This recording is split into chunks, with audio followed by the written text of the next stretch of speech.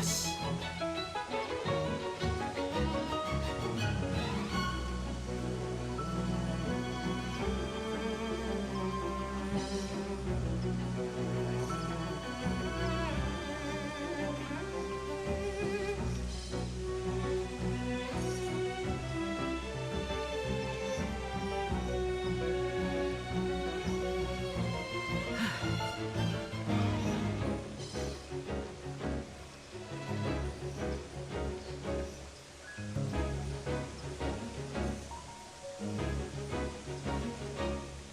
So what I want to actually do,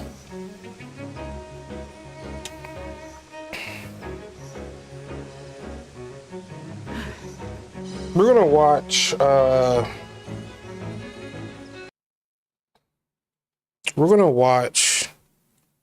some Splatoon shit, bruh.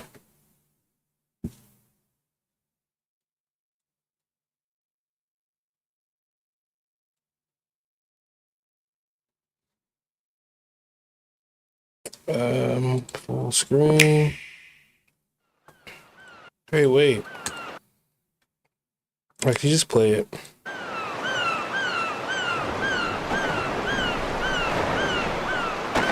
Hello! This is Squid Research Lab. We're a team of researchers studying these fascinating creatures that move through ink in swim form and fire it in humanoid form. We've been observing them day and night, and today we'd like to share our latest findings. This report is about a particular group that spends its days hunting for treasure across a mysterious archipelago.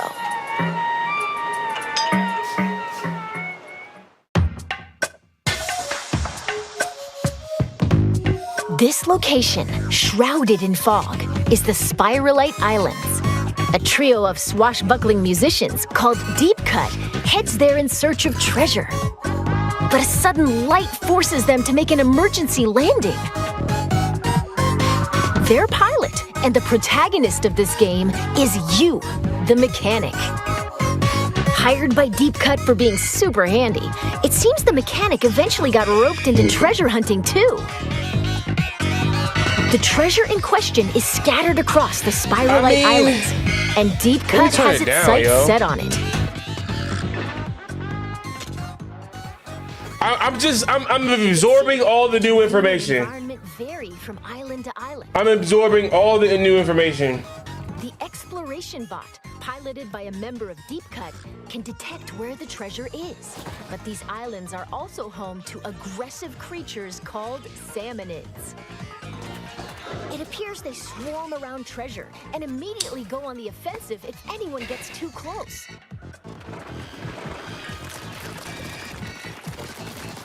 So if you want the loot, you can't avoid dealing with the salmonids.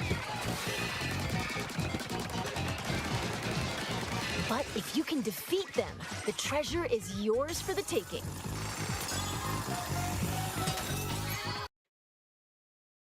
Oops. Fend off the ferocious salmonids, and you can get all sorts of items and goodies. That's treasure hunting in a nutshell. I'm just trying to see like what kind of game is this? I want to see the multiplayer, dog. There's got to be some multiplayer in this shit.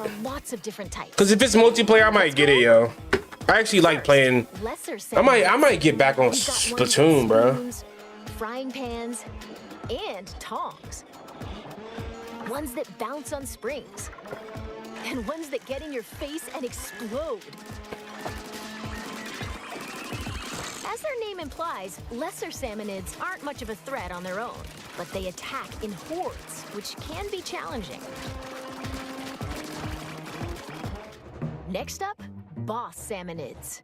They're a little beefier than their lesser counterparts. Take the Scrapper, for instance. It faces you head on, and its front is well protected. Keep using ink to stun it. Then circle around. Honestly, I'm just watching. That's the trick. In addition, to see like, okay, that looks like multiplayer. Does lots of damage. The salivator flies through the air and creates whirlwinds.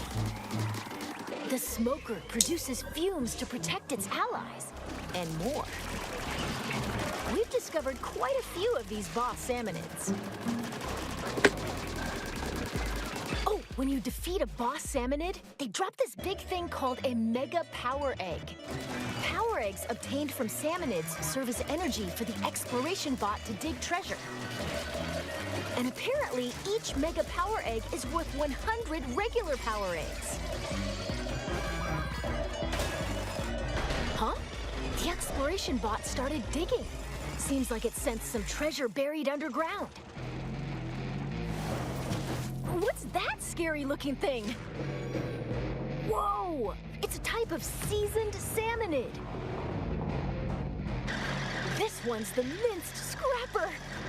It's got sturdy armor, and it comes with a threatening roller attack. Watch out, or you'll be minced into fish paste. There are other seasoned salmonids. The thick-cut salty tongue launches a massive beam. The big stack stinger. Honestly, this just looks dope to me. It really does look dope to me. There are even more. I really think this game is going to be actually pretty good. Salmonid evolution. That being said, upon closer examination, they seem to be covered in salt. So maybe the saltier the salmonid, the stronger they are? We'll keep researching that. Phew! After battling salmonids, it'd be nice to relax and just enjoy the ocean view. But we should probably gear up for the next treasure hunt.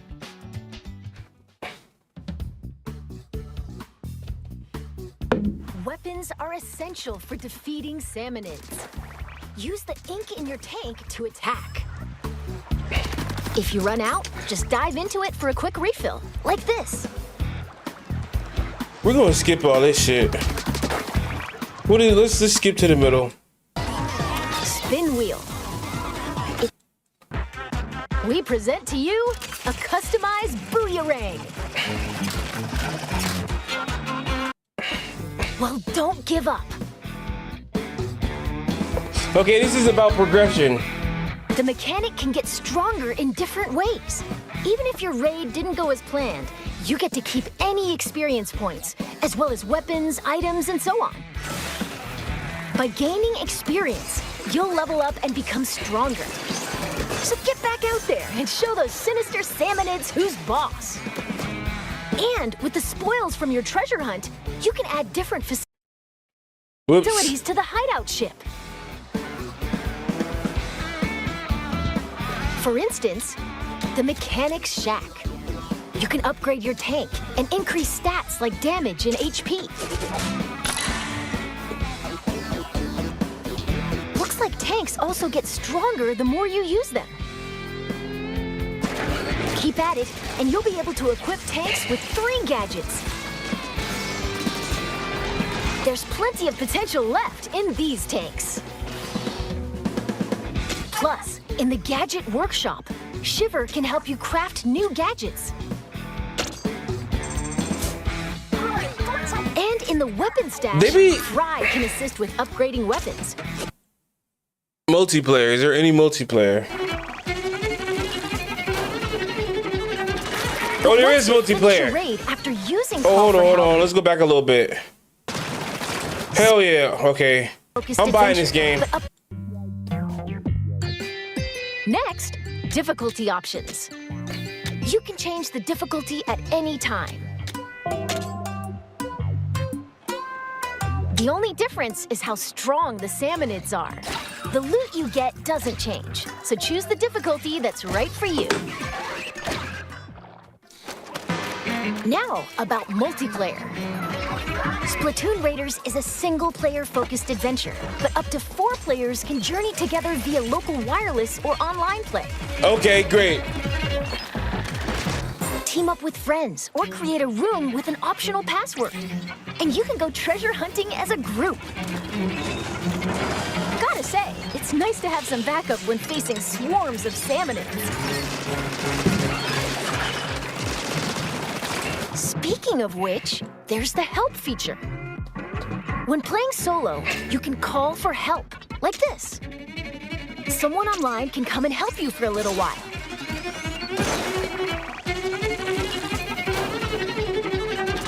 But once you finish a raid after using Call for Help, you can't use it again for a bit. So you might want to save it for really tricky moments. You can also answer someone else's help request. I'm with it. I'm buying it. You can receive some nifty in-game rewards. It looks really good. So work together to emerge victorious.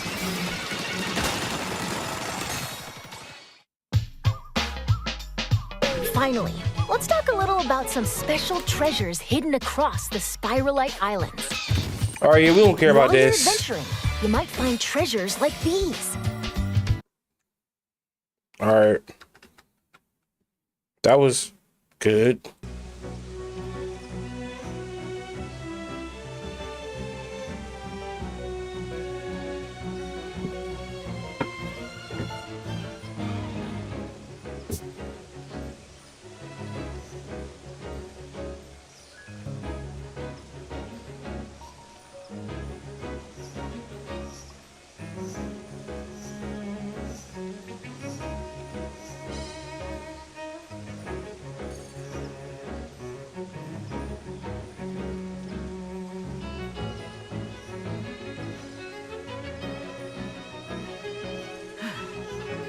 Um.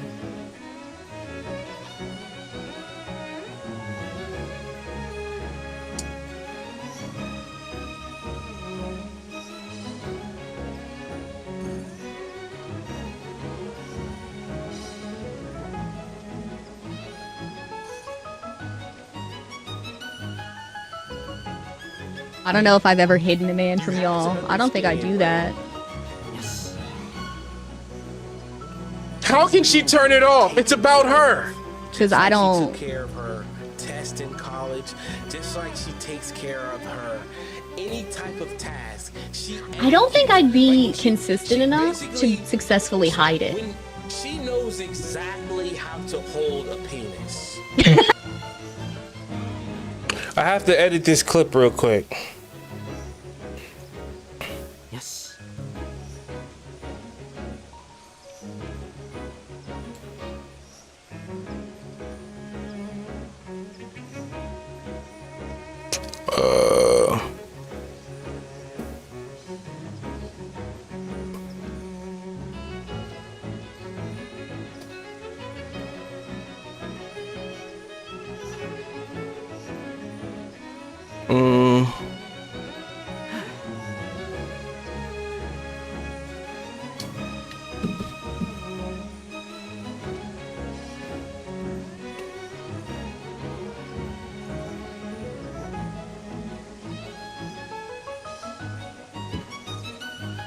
Successfully hide it.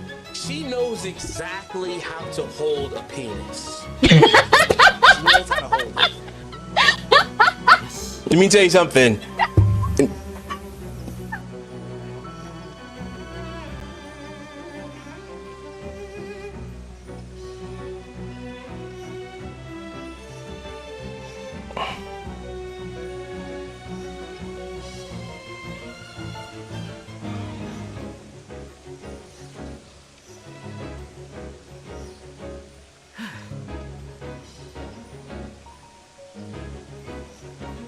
I don't know if I've ever hidden a man from y'all. I don't think I do that. How can she turn it off? It's about her. Because I don't... She took care of her test in college, just like she takes care of her any type of task. I don't...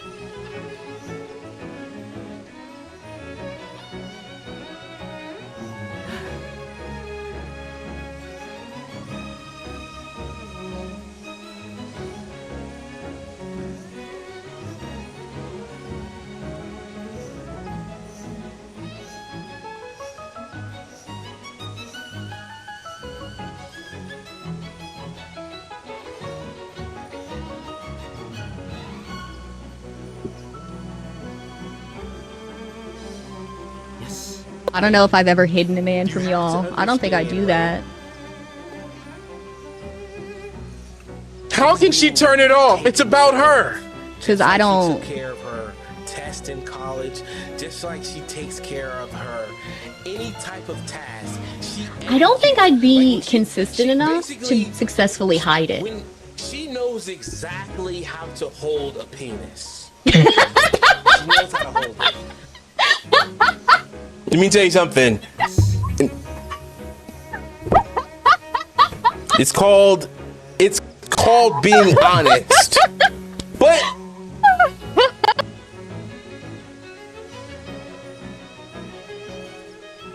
takes care of her any type of task.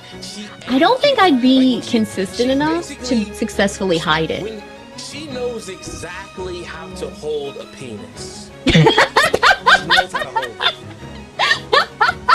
let me tell you something. It's called being honest. But I am Muten.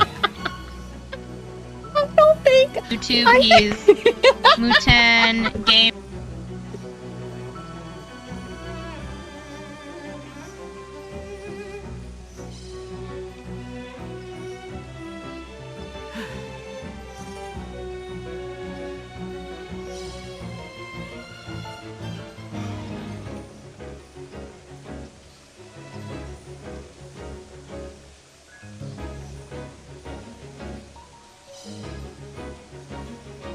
All right, my bad, y'all.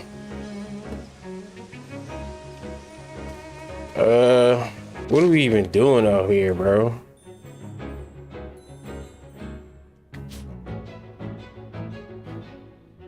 I'm looking for someone's house.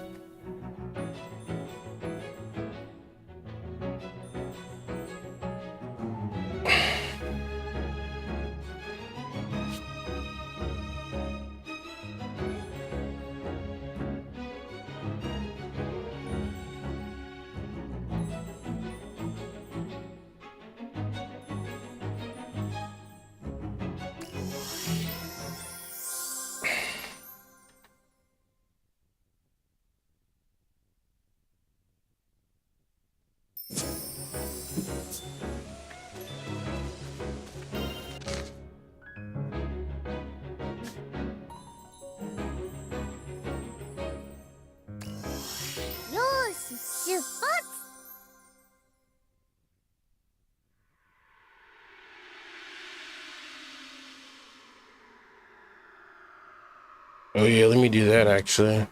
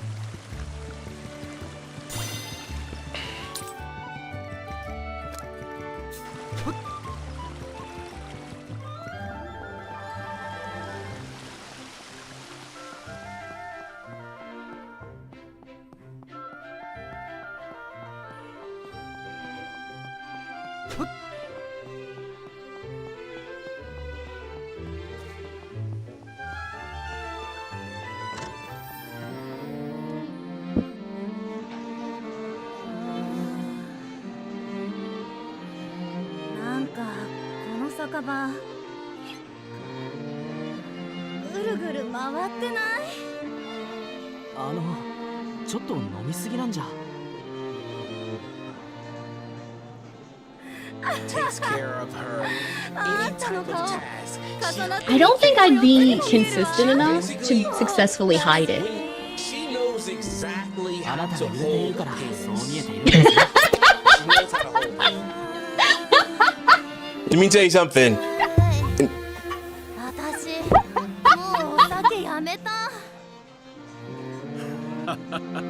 But I am Muten. YouTube, he's Muten gaming on YouTube, and Up there as one of the best compliments I've ever received. Listen, Oh my god, that's up there with Roxy telling me that I know how to write clean code. Holy Listen, shit. I have I'm like never a little met flustered. her. Oh my This god, is I think that this was is the me best basically being just Oh in the my chat playing Dragon Quest 3. Thank you. Thank you. I'm genuinely flattered by this. Look, not everybody knows how to. Takes care of her. それであんたに相談なんだけどよ。彼女のために酔いざましに効く木の実を取ってきてくれねえか。いいですよ。任せてください。どんな木の実ですか？森の奥に生えているトゲのついたでっかい実だ。見つけたらすぐにわかると思うぞ。わかりました。行ってみます。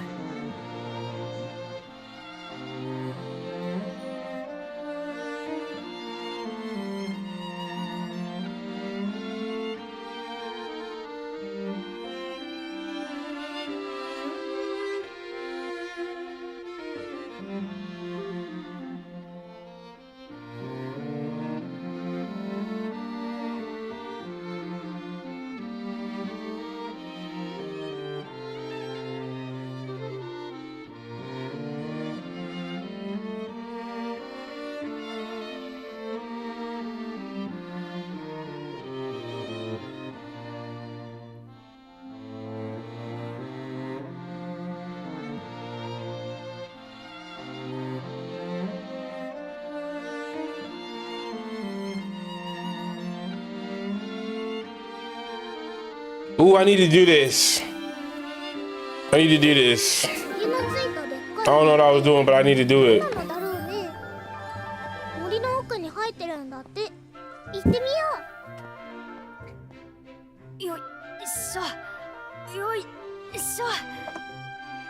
イチル、こっちの土まだ硬いよ。本当だ。僕がやるから、ニックは石をどけておいて。うん、わかった。二人とも頑張れ。みんな張り切ってるね。レイカ姉さん、イチルたちは何をやってるんですか？もうすぐサンディの誕生日だろ。それでイチルたちここの花壇を耕してあの子の好きな花を植えるんだってさ。それであんなに汗だくになって。ほんといい子たちだよ。私の宝物さ。ねえサンディ、この花壇にどんな花を植えてほしい？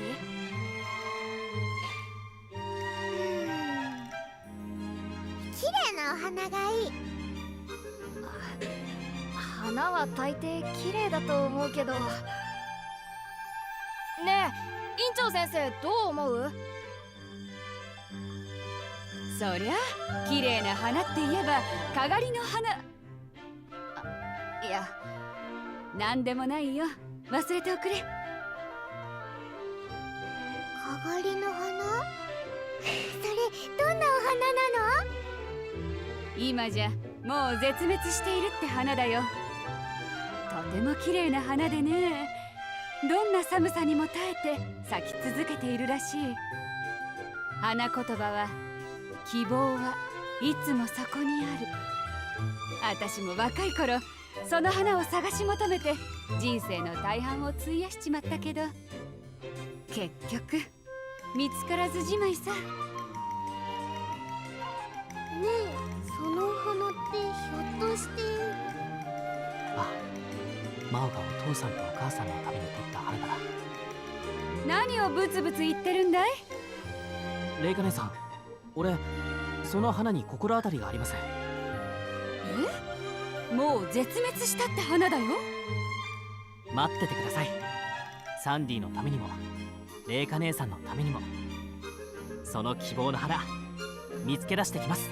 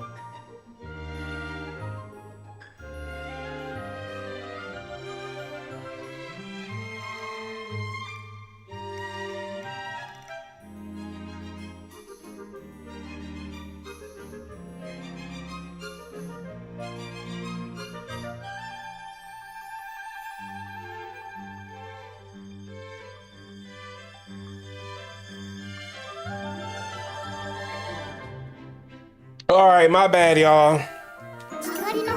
My bad, y'all. Seriously. とっても寒いところだよ。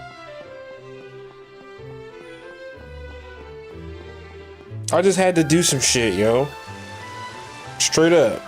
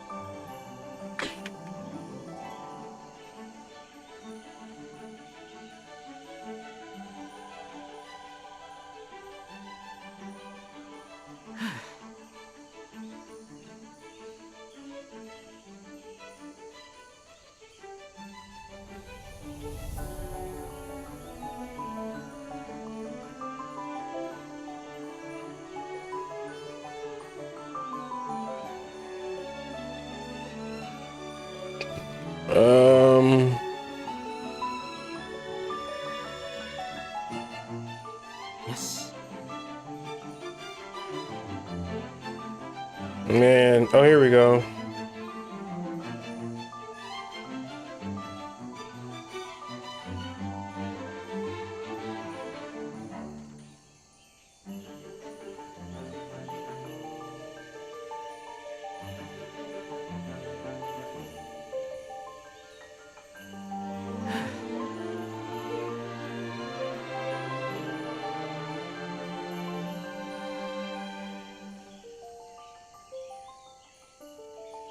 All right.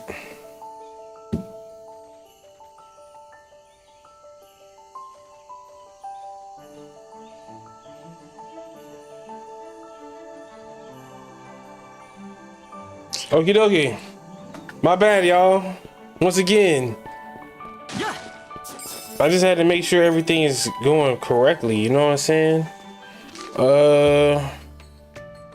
I don't know why it's not on my map. Acquire fruit for sobering. I'm glad I ain't got a sober up today.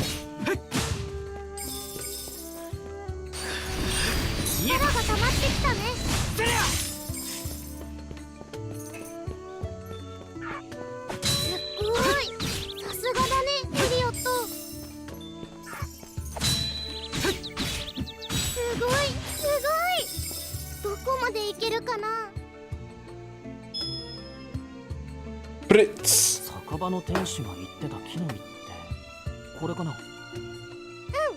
間違いないよ。トゲのついたでっかい実って言ってたもん。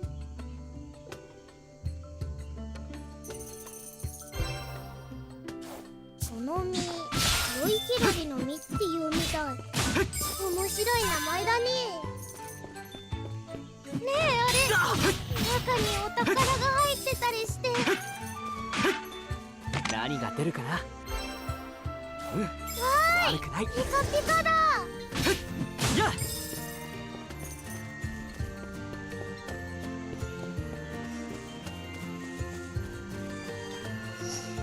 やっ。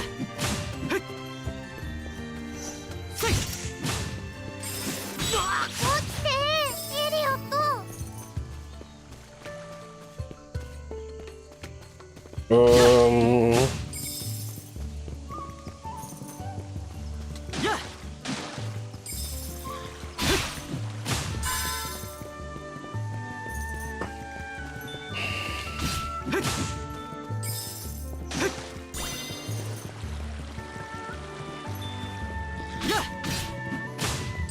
にゃーにゃ You know what? I probably end up listening to a podcast, to be honest, man. I didn't even realize I wasn't even in the village. I was like, I thought I already got this cat.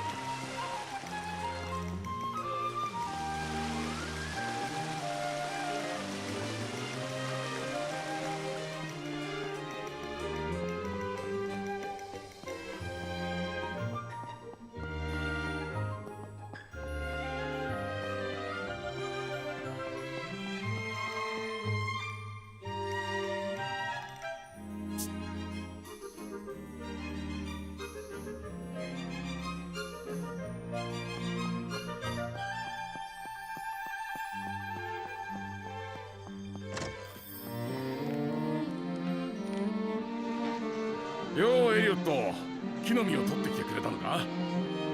これですね。。よく見つけたな。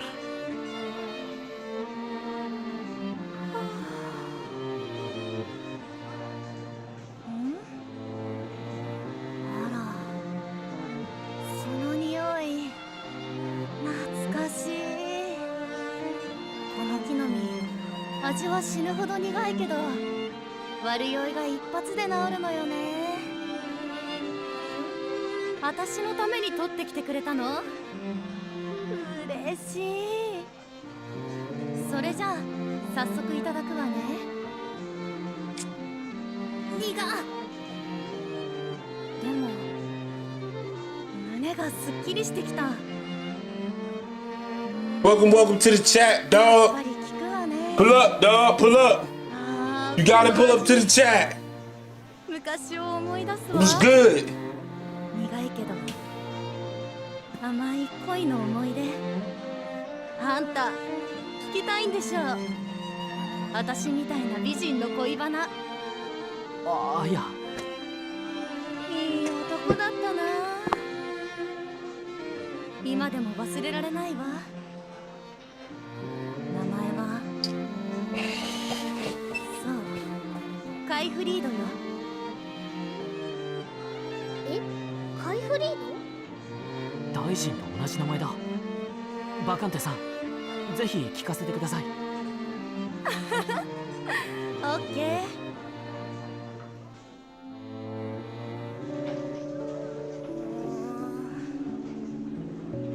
なんかこの酒場ぐるぐる回ってない？おい、飲みすぎだぞ。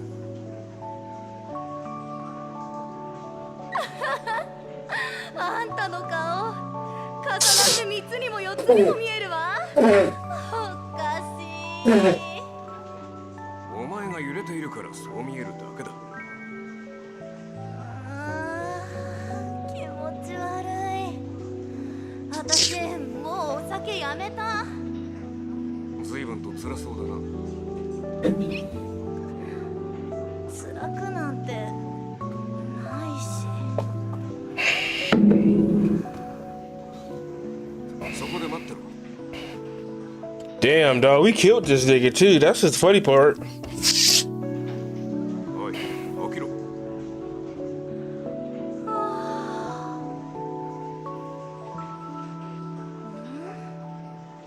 これを食べろ。悪いけど名前も知らない男からのおごりは遠慮することにしてるの。私はカイフリードだ。私はバカンテよ。名乗られちゃったら断る理由もないわね。それでこの木の実は何なの？酔いざましに効く薬のようなものだな。まあ食べてみろ。そんなもの効くわけ？苦っ。でもすごい、あっという間に楽になったわ。こんなに効果があるなんて、ひょっとしてすごく貴重なものなんじゃない？気にするな。ねえあんた、なんで私なんかにそんなに親切にしてくれるの？さてな、まあ強いて言えば昔好きだった女に面影が似ていたからかもな。わあ、その話気になる。この実には体の不調を和らげる効果がある。あの人は体が弱かった。だから私もよくこれを手に入れて彼女に食べさせていたのだ。その人、私に似てるってことは相当魅力的な人だったのね。 Now she looks like an adult.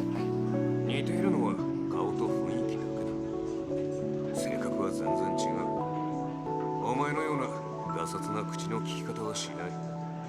ガサツで悪かったわね。彼女は美しくて聡明で上品で優しい人だった。そんな完璧な女なんていないわよ。あんたの頭の中で勝手に作り上げた幻想じゃない。そうかもしれない。届かぬ幻だからこそ焦がれていたのかもな。しかし私と彼女にはあまりにも身分の差があった。最初から叶わぬ恋だったんだ。ああ、私は自分の血を飲む。あんた頭良さそうな顔してるけど。Hey, I appreciate the sub, yo.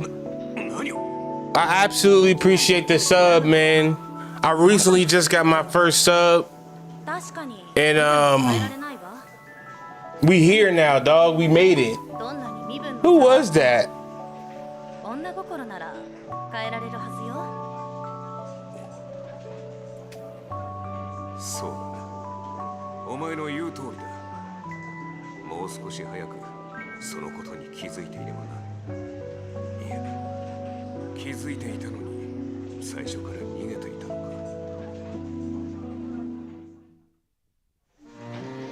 なんてことがあったのよ。もう死んじゃった人だし、いろいろ悪く言う人も多いけどさ、悪酔いしてる見ず知らずの女のためにわざわざ木の実を取りに行ってくれる。All right. 不器用な優しさを持ってる人だった。また会いたいな。I mean, I need all that fucking light. 何急に黙っちゃったのよ。ほら、飲みましょうよ。I'm not gonna lie, these cutscenes.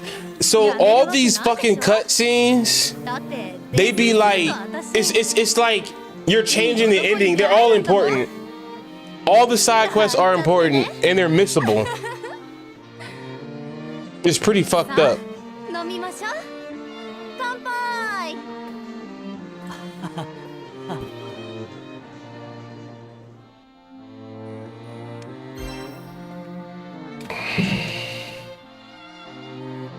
I definitely need it. We're gonna fill it up with some motherfucking potion shit. Like that cutscene was way, and that's what you're paying for. You're paying for these long ass cutscenes that's fully voice acted, and there's little models walking around, and it's like it gives you an accessory. I don't even know how to expand. How do you expand these pouches? I must not be. Like, how do you expand this shit, dog? Maybe this like an in-game thing. Like, I'm never gonna use anything else, so I don't really care. I'm just doing them just because they're important.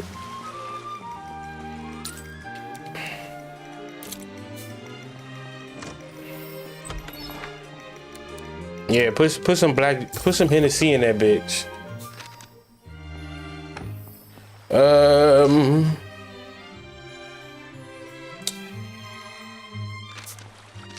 Let's just look at the fucking quest. Like, how many we got? We got 2 more. That's good. I can't find this one.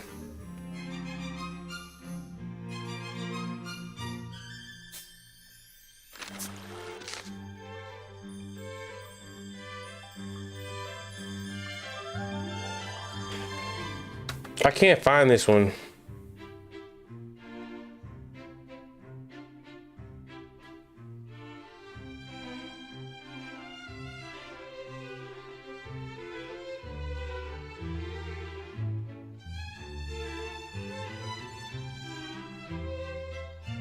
Oh, that house. I didn't even know that was the house he was talking about. The whole time, I did not even know this was the house it was talking about. Because I'm like, what fucking house are they talking about?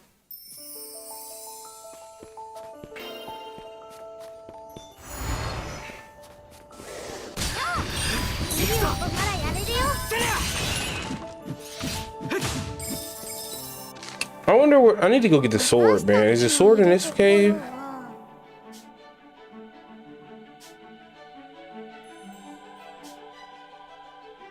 Oh, what's over here? We gotta go get that shit. And this is reconstruction art.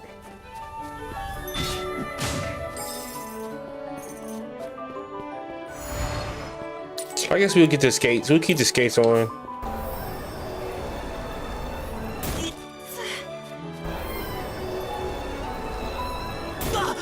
Hey, 頼む。飛ばすよ。はーい。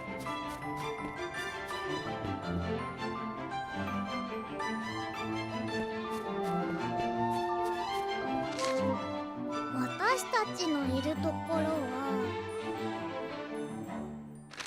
This is not the house. It's burnt down.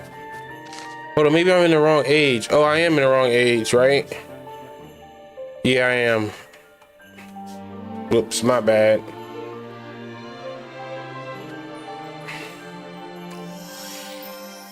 I'm like, who the fuck house is this? What house are you talking about? This quest actually might be interesting because for some reason, Elliot is trying to bring back this the cat bitches, the cat girls. That's his main goal. あ、魔力の源泉だよ。行くぞ。どうだ。やっ。見えた。どうだ。せい。せい。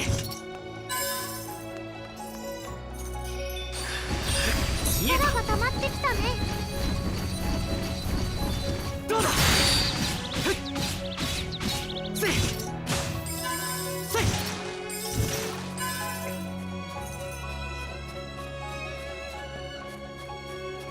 I really can't wait till that Final Fantasy game come out. And I'm glad that I'm like consistently, this game isn't hard. Like Mina Hollower, I needed a break from that. I needed a break. Forgive me, I needed a break. It was really difficult and I didn't want to beat it too fast either because that game's actually really good. I can take my time with that game, yo. Finally! エリオットさんか。何か用かね。今、猫ちゃんの声が聞こえなかった？五行さん、もしかしてこの小屋で猫を飼ってるんですか？ Yep. I'm still here, dog. それは。Like, さすがにごまかせないか。 we're gonna be here all fucking day. やっぱり猫ちゃんだ。別に飼っているわ Did け he? じゃないんだ。雪の中で凍えているのをたまたま見つけてな。おお。 What did you do to this fucking cat, bro? そうかそうか。いい子だな。うん。怪我もしていたからな。 What the fuck is wrong with this nigga? 一時的にここで保護しているだけのことだ。かわいいね。触ってもいいですか？ああ、優しく撫でてやると喜ぶぞ。気持ちよさそうな声だね。そうだな。でもやっぱり五行さんの方が好きみたいだ。昔からなぜか動物には懐かれるんだ。動物の方でもきっとわかるんですね。五行さんが優しくて動物好きなこと。そうかな。ええ、間違いないですよ。こいつはまだ食が細くてな。何か栄養のあるものを食べさせてやりたいんだ。だがこんな人里離れた場所では餌の種類もそう用意してやることができない。エリオットさん、悪いんだがこいつに何か餌を持ってきてやってくれないか。わかりました。そういうことでしたら任せてください。おお、ありがたい。誰にも相談できなくて困っていたんだ。このことをリュドミラさんたちは知らないのですか？いやー、なぜかリュドミラは俺が猫を可愛がっていると不機嫌になるんだ。それで家族には言う機会を失ってしまって。君に頼んでしまってすまないな。構いませんよ。それじゃあ何か用意してきますね。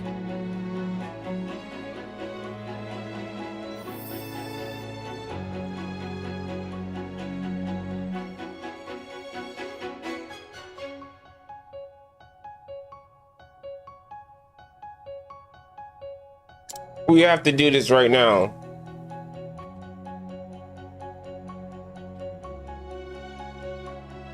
猫ちゃんのご飯は王国のお店で売っていたよね。 Well, I got the food already. リュドミラさんはどうして不機嫌になっちゃうのかな。エリオットさん、猫の餌を持ってきてくれたかい？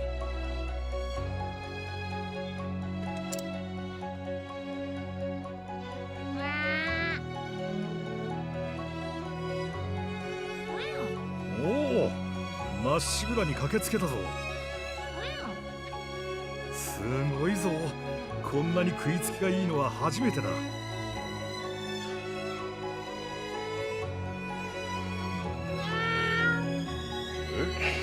と食べたい。Takes care of her.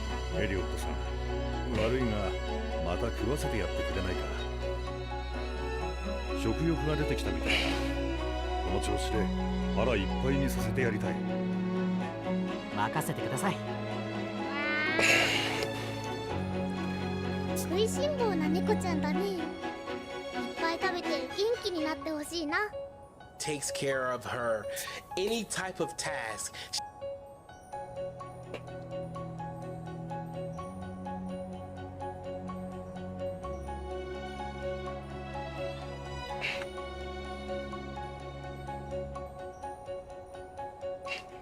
Yes.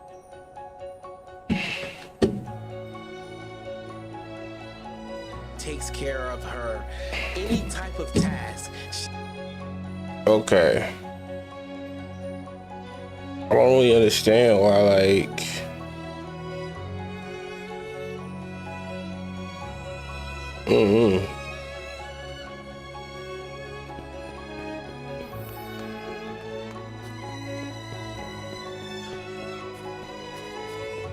What the?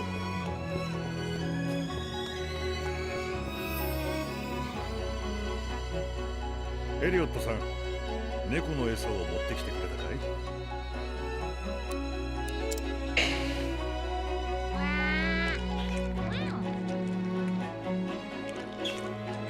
This greedy ass cat, bruh. 本当に今日はよく食べるな。これもエリオットさんのおかげだろう。今まであまり食べず痩せ細っていたからな。もう少しあげておきたいんだ。わかりました。また餌を用意しましょう。ありがとう。よろしく頼むよ。もっと食べたいんだって。猫ちゃんのご飯また持ってきてあげようよ。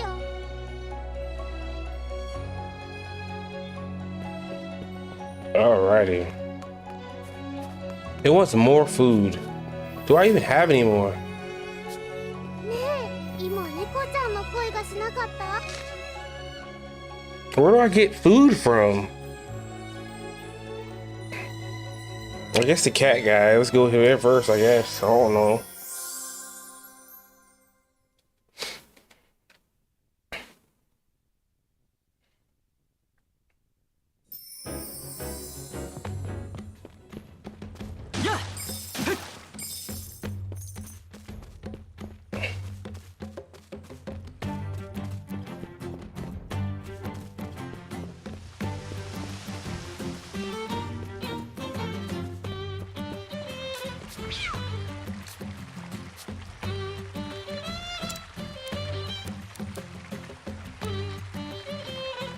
Oh shit.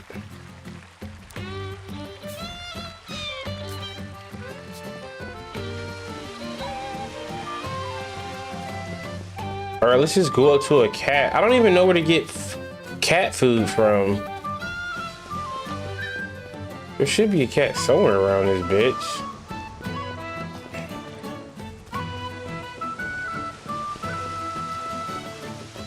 All right.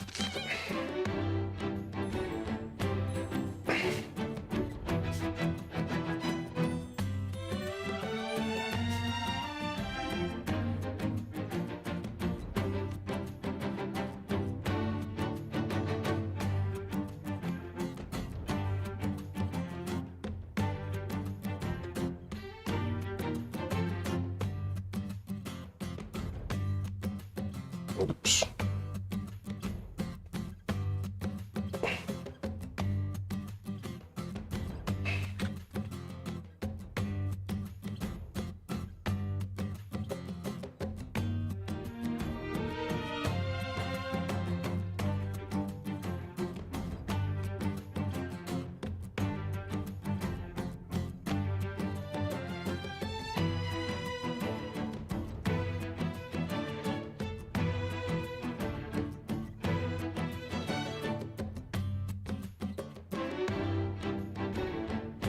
Buy from Adventures Guild.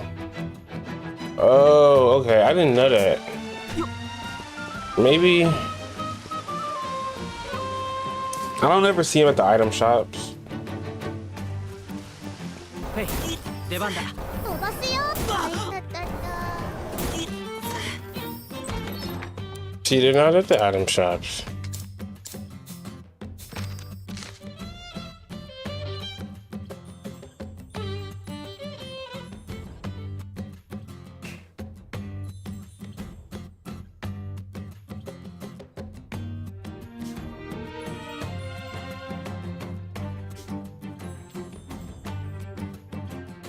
Maybe it's this item shop. They could have, I mean, come on, man. How did they do the shit that they did in the past?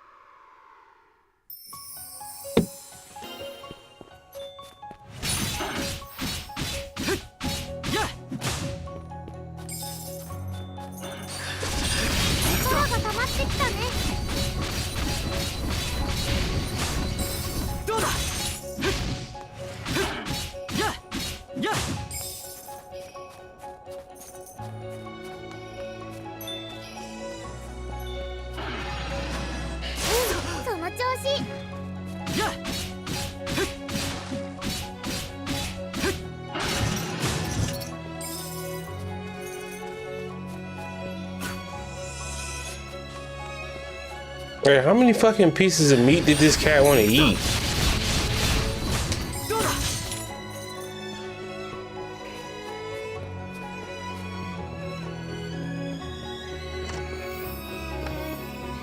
Like, wouldn't these cat people know about the cat? This, see, he probably, man, this dude, something wrong with this dude. Absolutely.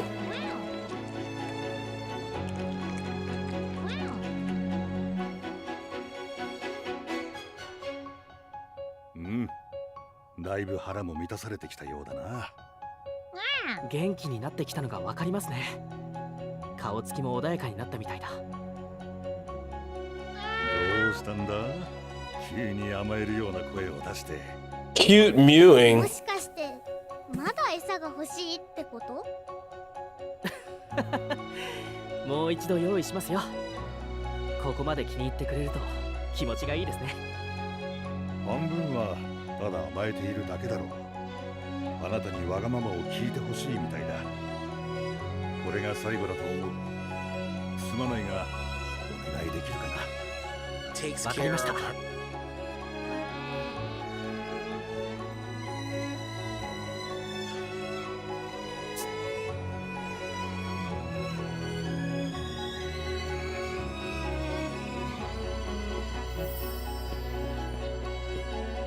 I can't believe this was the most important quest. This cat might have died if you don't feed this cat.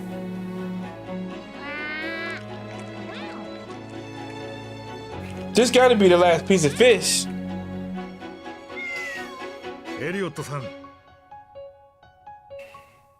おかげでこいつもすっかり元気になった。嬉しいけどちょっと寂しいな。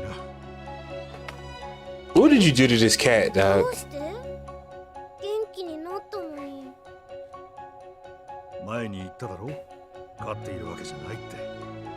怪我が治ったら元の場所に返してやらないと。そうか。よし、行こうか。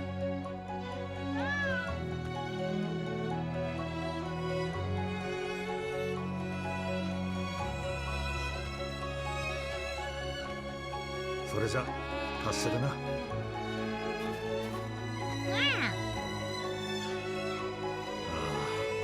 あ、懐かしいな。あの時と同じだ。あの時って？昔怪我をした猫を拾って、その時の猫も去り際に振り向いてあんな風に泣い。その後すぐ俺はリュドミラと出会った。だから俺はこう思ってるんだ。またいい子。Alright. あるさ、俺は昔から。We can tell, bro. 里じゃずっと肩身の狭い思い。Yeah, they should have. 里の暮らしはとてもみんな毎日を生きるのに必死で、他の命にましてや人間でない動物。そんな里の空気がどうにも肌に合わなくてな。だからここに一人で住むようになったんですね。どんなに小さな生き物の命であろうと、俺はそれを大事にして生きたいんだ。里から見ればこんな生き方はきっと正しくないんだろうが。そんなことはないです。五行さんの優しさがあったからこそ、リュドミラさんはあなたの前に現れたんだと思います。 That's why I didn't remember what house they were talking about. I didn't know who the fuck they was. The name is so strange. 猫ちゃん、元気になってよかった。おりょうさん、みんなのお願い叶えてあげ One よ more う。 quest. I think we know who that is. あの優しさがたくさんのいい。よ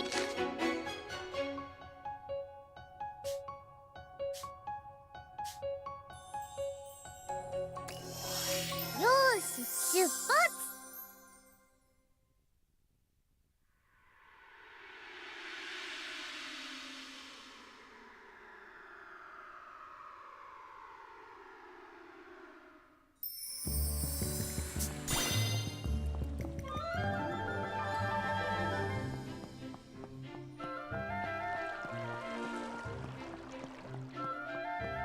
I'm gonna make a save. You'll never know what the fuck happens when you do a goddamn quest nowadays. Ooh.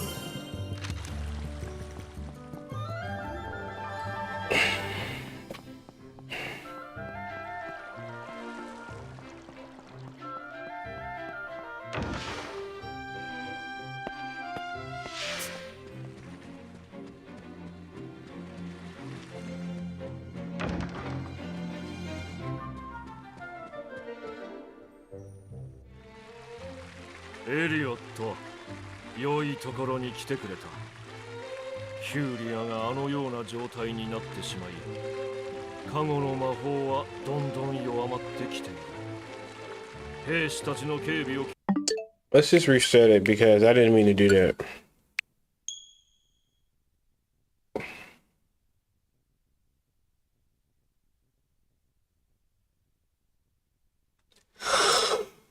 Ooh, excuse me.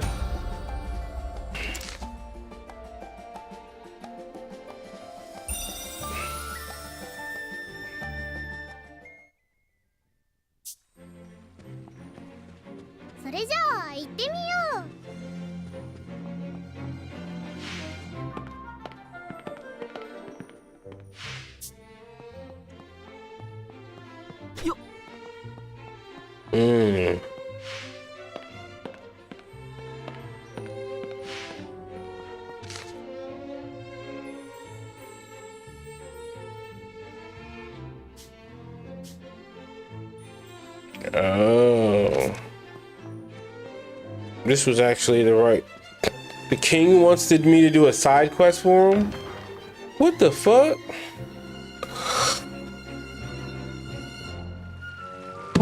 Elliot, 良いところに来てくれた。ヒューリアがあのような状態になってしまい、加護の魔法はどんどん弱まってきている。兵士たちの警備を強化することで、なんとか蛮族の進行を食い止めてはいるが、無理をさせてしまっているせいで、彼らの疲れも溜まっているだろう。そこで世は兵士たちをねぎらうために、ささやかな食事会を開こうと思っている。良いお考えだと思います。彼らも喜ぶでしょう。エリオット、悪いがそなたにも食事会の準備を手伝ってほしい。お任せください、陛下。おお、引き受けてくれるか。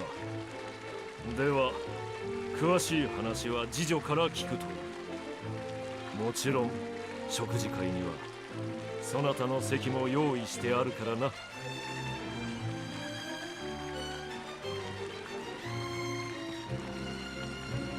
食事会だって王様優しいね。そうだな。公私ともに大変な時期なのに、こうして常に部下を気遣われている。お手伝い頑張ろうね。もちろんだ。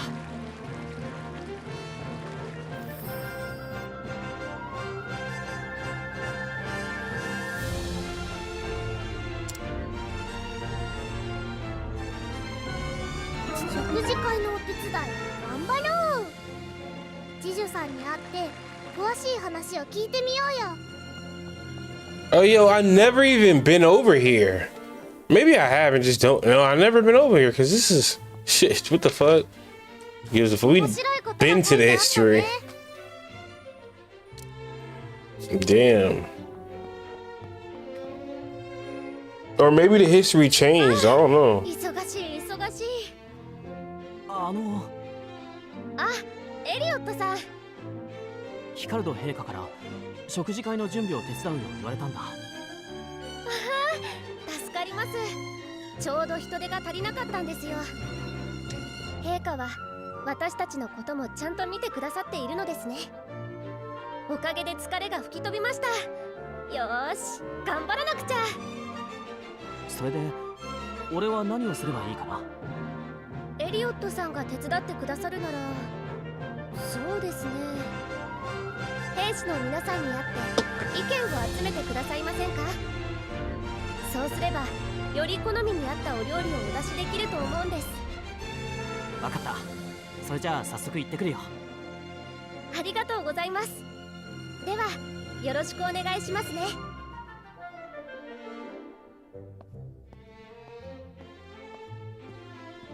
あの人すごく張り切ってたね。いい食事会になりそうだ。俺たちも頑張らないとな。兵士さんたちの好みだって。早速聞きに行ってみよう。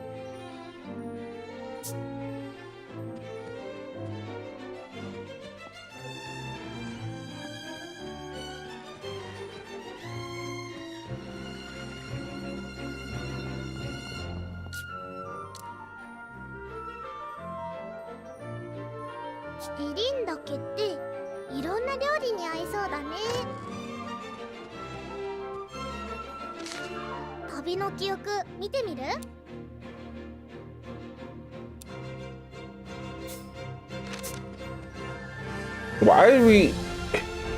？Why is that in her room?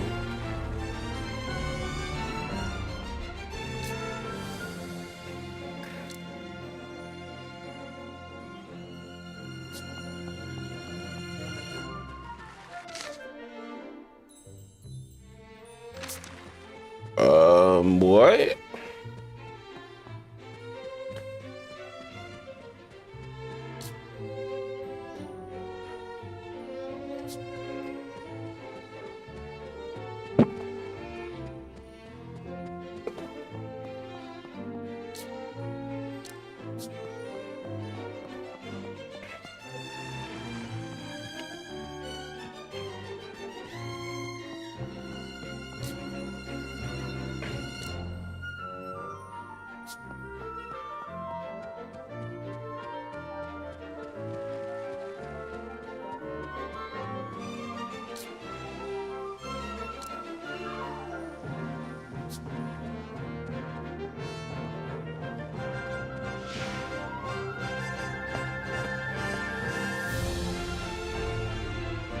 In the old games, they wouldn't tell you to talk to people. You have to just think about doing that.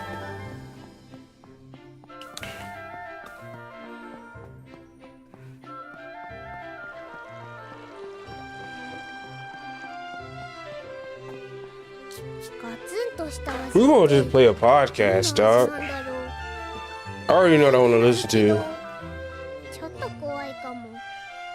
It's gaming.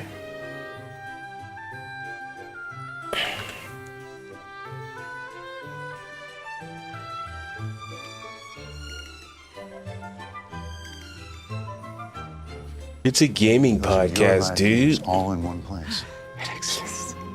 Since nobody's in the chat, nothing like that, I might as well chat with my fucking self. I was paying $243. A PlayStation podcast is brought to you by, well, you. If you want to learn how to support our show, go to patreon.com/laststandmedia. It's the big one. This is the big one. I mean, I think we have another big one, but I'm going to start here because I just think this is more substantial and more interesting, which is that Grand Theft Auto 6 pre-orders have gone live, I think, by this point, but they were announced a couple days ago from when we're recording, or actually just a day ago from when we're recording. And so there's some press releases and things to get through, and we have information on the price of the game as well, which they had kept secret. And there was a lot of talk about this, about what it might be. But what they've settled on is $80 for the standard version of the game. I think this is reasonable. I'm not surprised by it. I think they would have gone no lower than 70, and I made the argument that they can go all the way up to 100, I think, get away with it. There is a $100 special edition version of the game, however, and this is where things get a little dicey for some people. We'll get into all of this as well, is that it does give you access to some material things in the game that feel a little weird to cut off from everyone. But yeah, but I gotta be honest, I'll just get that version just in case, I guess. Plus, I really just feel very comfortable paying $100 for this. That's up to each individual, both your financial situation and how you feel about spending your own money. But I think $100 for a game that could be a game of the generation, and certainly is like the most expensive, explosively marketed whatever game. It's like, okay, I'll pay $100 for it to get in. But that's what we know. Also, Sony's substantial marketing, I think, for this game has now erupted. I don't know if you've seen how far this has gone. Yeah. So first of all, I pointed this out to the Dukes. I thought this was interesting because I always go to Xbox Wire just to see what they're writing and seeing, about different things. So I went to Xbox Wire, which is of course their version of PlayStation Blog, so like their official mouthpiece. And they have a Grand Theft Auto 6 pre-orders thing up, but it links directly to the store page. It seems like they're constrained from writing anything about it. Meanwhile, PlayStation has this whole blog post co-written by Rockstar that says Grand Theft Auto 6 plays best on PS5, November 19th. They released these images. That don't make no sense to me. As fuck. So they released did you see this? The whole thing about the images getting deleted? So they released these images across their whole fleet of social media. And it's this image of the PlayStation logo. It says plays best on the GTA logo, and then a picture of the PlayStation 5 and all this stuff. And then they deleted all of these posts. Right. And people were like, they something's up, or Rockstar's mad about something, and I'm like, no. I didn't say this to anyone, but I went to the PlayStation blog and I noticed their shit was still up. And I'm like, no. First of all, this has been planned for so long. There's no way they're gonna make some sort of mistake where it's like, how you can't say it plays best on PS5, like as if that they didn't know that. They apparently used the wrong GTA logo. Oh. And they apparently, and this is a more notable change, is that they put up in the original image, it was the disc version of the PS5, which is funny because there is no disc for Grand Theft Auto. Oh, right. Minced mushrooms. With the digital PS5. That sounds fucking disgusting. And then they put it back up. So that is funny.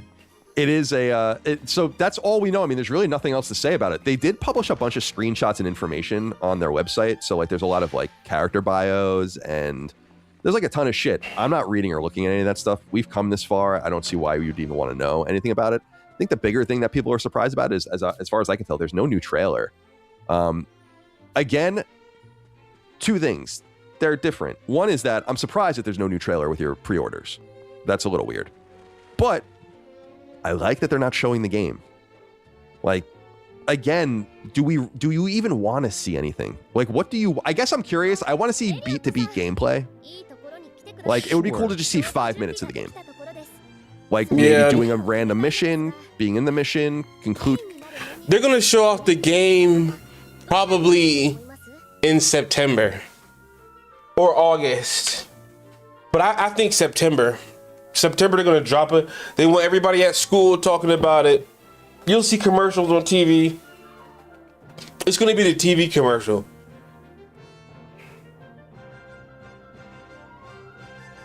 わかりました。それともう一つ、エリンダケをたくさん仕入れたんですけど、どんな風に切ったらいいです？ありがとうございます。最後のご相談ですが、実は食料庫に大量のニンニクが余っていまして。 Oh shit, I don't remember how much garlic we need.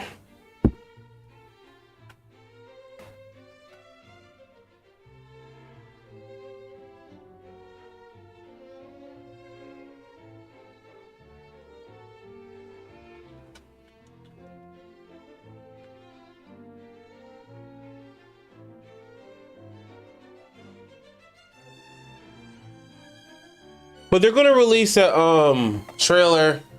The trailer's gonna be really good. I don't know. I think the tone of the trailer should be serious as fuck. Like, it should be serious, and it should show some, like, you know, crime, criminal shit, drugs, and all that. Like, it should be something that it makes people uncomfortable.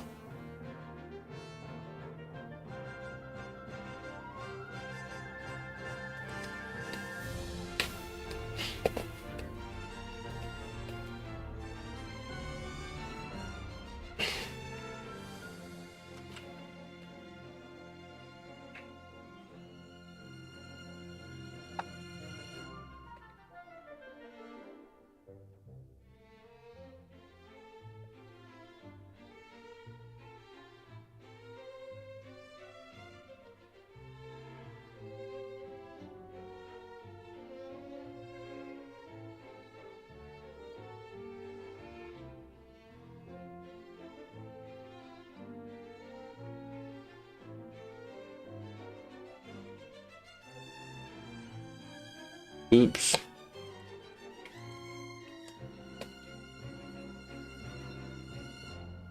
Being the mission, 10 minutes, whatever. That would be cool to see. But even then, I'm totally cool not seeing anything. I feel like, Chris, they understand that if they expose themselves, and they already are getting shit for some of the things that they've done.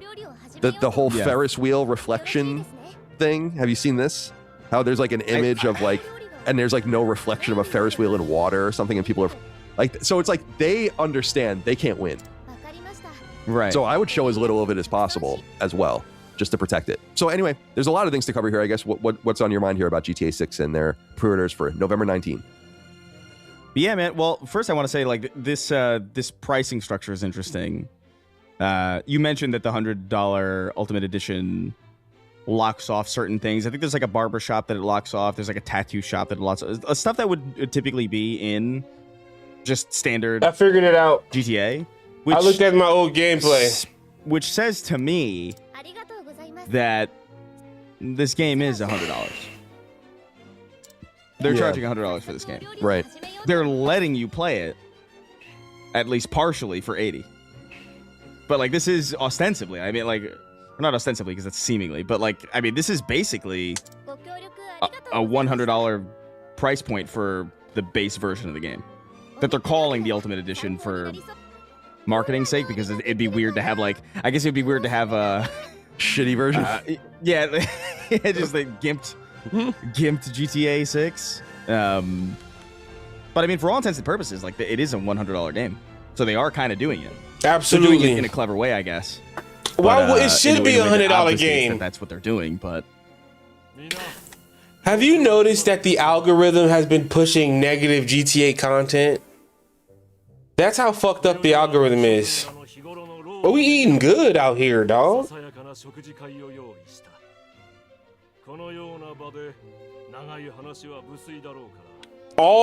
Everything that the most popular videos I see is GTA bad, and everybody's gonna buy it, and you're all losers. It's like, so nigga, shut your bitch ass up, dog. It ain't our fault the game might suck. いただきます。美味しい。おお、力が湧いてくるぞ。一味足りない気もする。 Something's missing. 美味しそうなお料理がいっぱい。天使さんたちも喜んでくれてるね。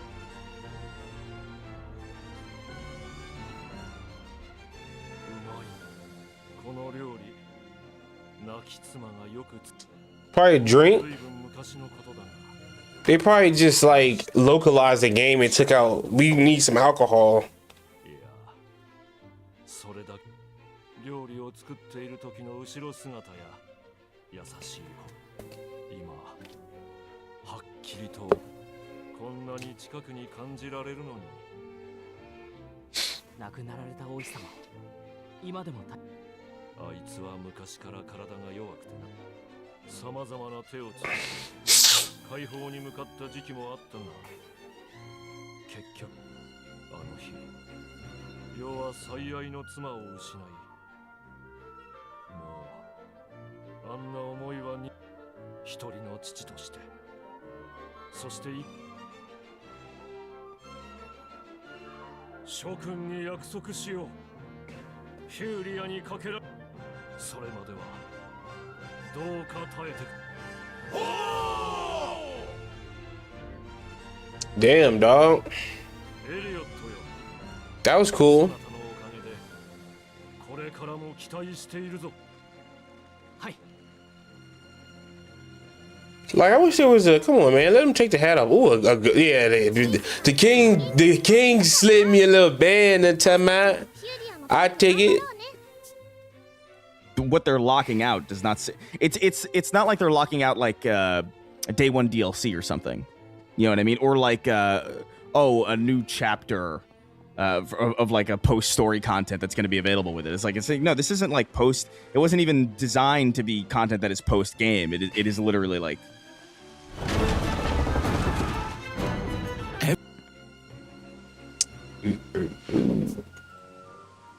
What is expected in standard GTA that they're cutting off. So it seems to be like that's like a discount feature or a discount version. Yeah, it's an interesting way of putting it. Because I do wonder, see, they almost probably forgot had to do this quest. Internally, as you were saying, it's like, well, figure out what we can just hold back without pissing people off. Obviously, like the quote-unquote day one DLC shit, Mass Effect 3 style, where it's like this mission really could just be in the game, piss people off. I think GTA 5 had something like that on PS3, if I remember correctly. Probably. Which I think pissed people off. So they were like, yeah, it says here in the press release, quote, the Grand Theft Auto 6 Ultimate Edition amplifies this experience with an exclusive collection of premium vehicles, weapons, apparel, and action threaded across all aspects of Jason and Lucia's story, and will be available for $99.99. So I think they looked and they said, yeah, like we'll cut off like the higher end vehicles, the higher end guns, or like the more boutique stuff. I don't know. It is interesting, and that's a really interesting way of looking at it, because the $20 seems a little extreme for what they're giving away, and yet I think giving away any more would actually alienate people potentially. The bigger thing that people are surprised about, of course, is the physical version of the game. And I'm not so surprised about the way they're handling it. In fact, that's not surprising to me at all, but which is that there's going to be no disc in the box, and they're already talking about that. I think they're gonna sell a disc when it come to PC, and it's gonna the disc is gonna cost $150 or some shit like that, dog. It's gonna be like a collector's item type shit. So niggas gonna buy the game twice. Although there are rumors, and we'll talk about this in a moment too, that they will publish a disc in December. I find that hard to believe, just because that seems a little crazy for a lot of GTA people are going to be uninformed. It's going to be the most mass market video game release of all time, I would assume. So you're going to get all types, right? And you're going to get lots and lots of people that don't understand the disc isn't in the box. And then when they find that out, they're going to be like, okay, I guess it's the way it is. And then they're going to find out the next month that there's a disc. Yeah. No, I don't know about that. Like, I just feel like I'm like, I believe 100% there will be a disc. Or discs, probably. Right, yeah. But I don't think it's going to happen like that quick. Yeah, I think so too. That'd be too quick. I think probably maybe. I wouldn't even maybe say like a year or something. You know what I mean? Like or like way more. Maybe when the PC version comes out. Yeah, have give like it time because it'll be like patched. A special edition. Yeah, it'll be like a special edition or whatever. And that way nothing will leak. You know, they've already gotten all their digital purchases out of the way for all the people that are going to do it. Yeah, the no disc thing is interesting. It is funny that they're putting out a box with just a code. That's is crazy to me. It's a little sad. Although it's funny because like I'm like the 1% of the audience where I'm like, I like having the boxes, but I hate the inconvenience of having a disc. So that's actually appealing to me. But just to have something on my shelf and not be constrained by having to like, oh, I gotta go put GTA in the disc tray now. But it is kind of a crazy thing to do. It's not surprising necessarily because that game is like what you figure like no less than 3 discs. Yeah, it would be multiple. I don't presume to. I think it would definitely be more than 1. Yeah, that's crazy. Oh yeah, Red Dead was 2, I think. I don't know if it's on PS5. Red Dead had an install. Is Red Dead 2 on PS5? Like, I don't think there even is a native PS5 version of Red Dead 2. Yeah. I could be. I've gotten all which is insane. My games digitally for so long. Let me double check. But I'm pretty sure Red Dead 2 is on not 1 disc. And GTA 6, if it's, I would just have to imagine that that's like a huge game. Like, what do you think the file size of this game's gonna be? There were rumors that it was like half a terabyte or something, and I'm like, there's no way it's that big. But that'd be insane. But like, I would think it is no less than 150 though. Yeah, it's gonna be huge. Yeah, like there was some leaked image showing it at like 400 or something, and I'm like, there's just no way. But yeah, it's gonna be huge. And I think there's stuff on the Xbox backend suggesting that you'll be able to download it in pieces, I guess. In terms of like the story content, and then obviously GTA Online comes later. We'll talk about all this more extensively, but to get more into the physical edition stuff, Zeron21 wrote in and said, hello, Hall & Oates. After the announcement of GTA 6 as an $80 game with no physical release, big waste of plastic just for a code, in my opinion. I want to express my premature disappointment in Rockstar. Yes, they have everything to lose with a disc, but I argue that I do not care. It is not our fault they spend so much money on making it. I reasonably expected a perfect game and release, and I'm already disappointed. Maybe they will do a physical release later, but it already took the wind out of my sails a little. Thanks for teaching me how to wipe, as always. Zeron21, you're very welcome. Thank you for writing in. I understand their perspective. That's how you make content, think what I would have bro. done is said, like, we're not doing a physical version. We'll do one later. That's like all I would have said.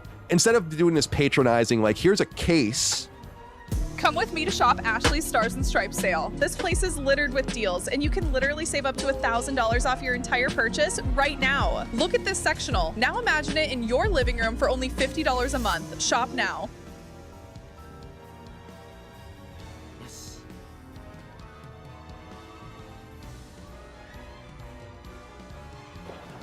Wow.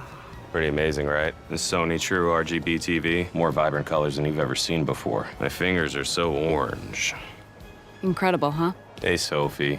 The new Sony True RGB TV. See it for yourself at Best Buy. And again, like you like this, and that's cool.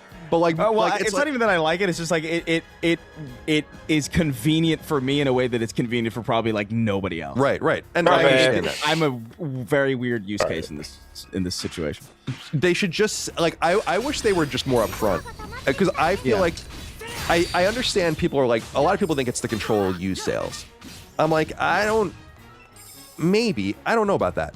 Like, I think that that's a consideration with every game they release. Why would that be an especially acute consideration with Grand Theft Auto, which is probably going to be not resold per capita the way other games are resold, because it's going to be a huge game that people are going to want to hold on to. It's like, that to me, I don't see how that calculates any more important here. That to me just doesn't make any sense. I really think that it's two things, although people think it's even other things. One is that I think they're afraid it's going to leak. And I would say that there is a 100% chance that the discs will walk off the floor. Yeah. As I noted on Twitter when I just was thinking about it, I'm like, you have to understand the financial incentives going to be huge. People will probably walk off the floor. You have an early copy of Grand Theft Auto, like a month early, 3 weeks early, and you're going to get fucking copyright struck up the wazoo and probably sued. But if you're like, what is that worth? Tens of thousands of dollars probably? You don't think people are gonna do that? So And then people say like, well, they can lock it. And I'm like, so you want the single player game to be always online? So like your solution to the disc, like the solution to that is to do what the other thing that everyone hates? Yeah. Like I don't understand that either. That doesn't make any sense. So I think a lot of it has to do with, I know Grand Theft Auto has leaked, or Grand Theft Auto 6 has leaked in different ways, but actually it really hasn't. Considering the amount of the sheer number of people who have had access to this game, yeah, thousands of people have worked on it over the years.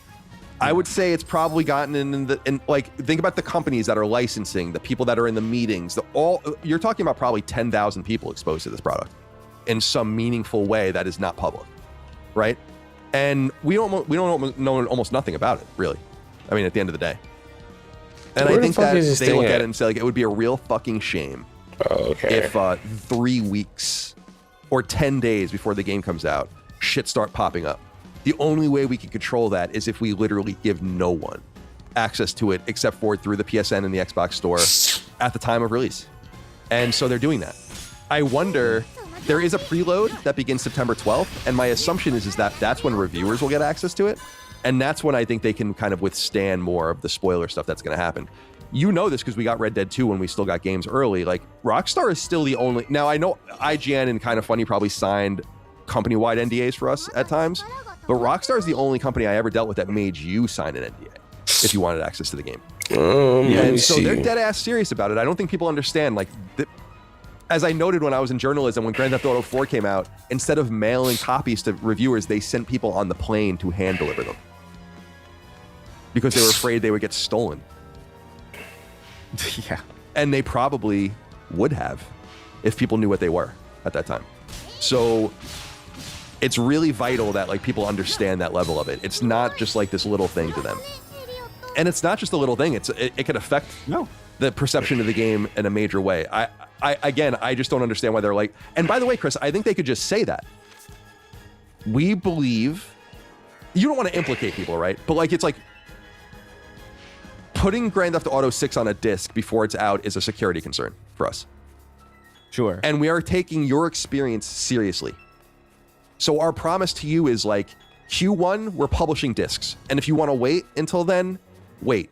But like for the sanctity of the experience and the game, we're doing it digital only at first. And that's why. I think that they could just have done that. Instead, they wanted to have their cake and eat it too. And by the way, people by the millions are going to let them have their cake and eat it too. I bet you they sell fucking, 5 million copies of that fucking case. So, at launch.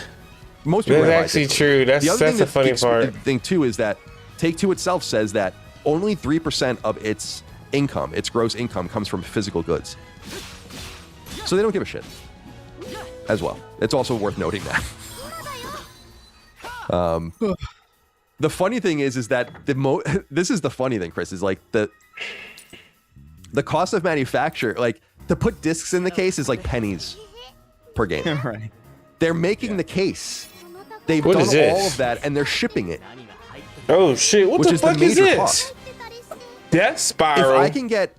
If I can publish 1,000 copies of a PS4 game or a PS5 game, which I can. Oh shit! I thought I had all the. Oh shit! What the fuck is this? Oh shit, bro! Out here, a reputation is built the same way anything What the is. fuck? One bolt, one cut, one nail at a time. For under $10 a unit, box. I might not even use the sword anymore. Right? What do you? Yeah, I'm not using the sword. Right. No, yeah, exactly. Right. The thing too about that is that like. Oh yeah, we're not using the sword. I want because the shipping is usually determined by weight, right? Like the pricing of shipping is usually weight. I know that because like that's why Snapple went to plastic. We're just throwing shit. We're ninja. So, do you like what? What is a disc weigh relative to the case that would make it?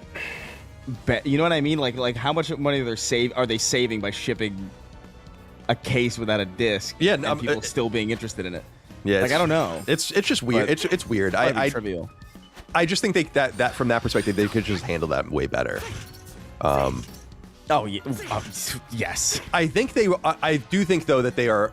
I just got this fucking weapon. I thought all the weapons. It would probably materially affect them. I thought I got all the weapons. I don't think it would materially affect them overall. How many weapons are in this goddamn game? When that copy of the game comes out, people will buy it. But they probably wanted that full burst at launch, so they can release their press release of X amount million numbers sold in 24 hours, which they're going to do, or pre-order numbers, which they're going to do. And the other fact is that though there's no disc in the case, I bet you 9 out of 10 physical copy people are still going to buy it. So yeah, 100%. So there's that. Oh shit! Almost died. Let's talk a little bit about the price. A very special boy wrote in, said, "Hi, Colin and Chris. What are all these people complaining about? GTA 6 is one of the most expensive games ever produced. Do gamers have absolutely no concept of economics?" Nah, they don't. It's all just in. But GTA 6 is not. Bro, do you know what the algorithm is showing you and telling you? Hey, if you want to make content and you want to get popular, people click on the hate stuff. Scare the people who's waiting for Grand Theft Auto, dog.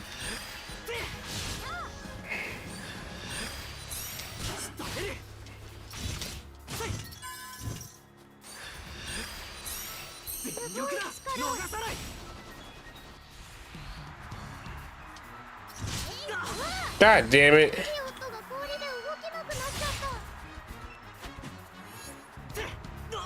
Oh shit, get out.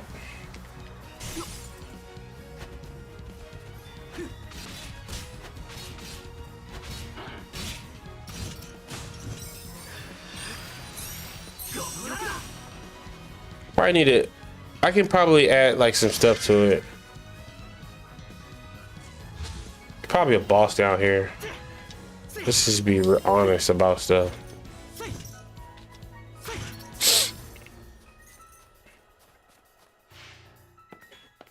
I think we need more games like Grand Theft Auto 6 to be real.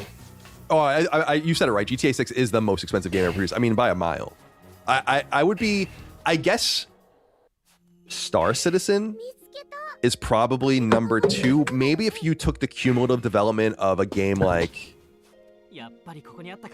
World of Warcraft or Minecraft or something, maybe, or like some of these gacha games that have been around for a while or whatever. But like, yeah, you're talking about a number that is unmet by any product. And yeah, and $80 is maybe the game fucking sucks, dude. I mean, I have no idea, but like you would imagine based on what I think it is that $80 is a steal. I think they still could have gone 70. I think 60 was a pipe dream. I think if you're complaining about it, I think if the difference, someone wrote in about this actually. It's and you don't say it to be mean, but it's true. It's like if the difference between a $70 and $80 game is breaking the bank for you, you probably just shouldn't buy the game. And that to me, I think is true. Like, yeah, that is true. It's just smart. It's just smart.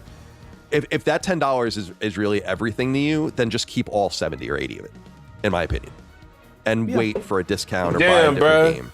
If you broke, son, you shouldn't be playing video games anyway. I guess he's right. I mean, damn. But they need to make more games that cost billions of dollars to make. We need more of them. That's why MMOs are dead. You got to make an MMO and spend $1 billion on it, bruh. And it needs to be damn near rated X. Gore. It needs to have everything. And your subscription model, people would pay monthly to play the game. People, seriously, they exist. It's easy to sell if you have $1 billion, man. It's very hard to be unsuccessful with $1 billion. You have to go out of your way to try to do some dumb shit for real. This to me, I will say though, Chris, I've tried to read people's responses and see how people feel. I don't know, people are not too aghast by the $80 price point. I think mostly because they're not the one to breach it. Nintendo really was the one to do it. Yeah, Mario Kart did it. Right. They was happy Mario Kart did that. They're like, my nigga Nintendo. That's kind of wild.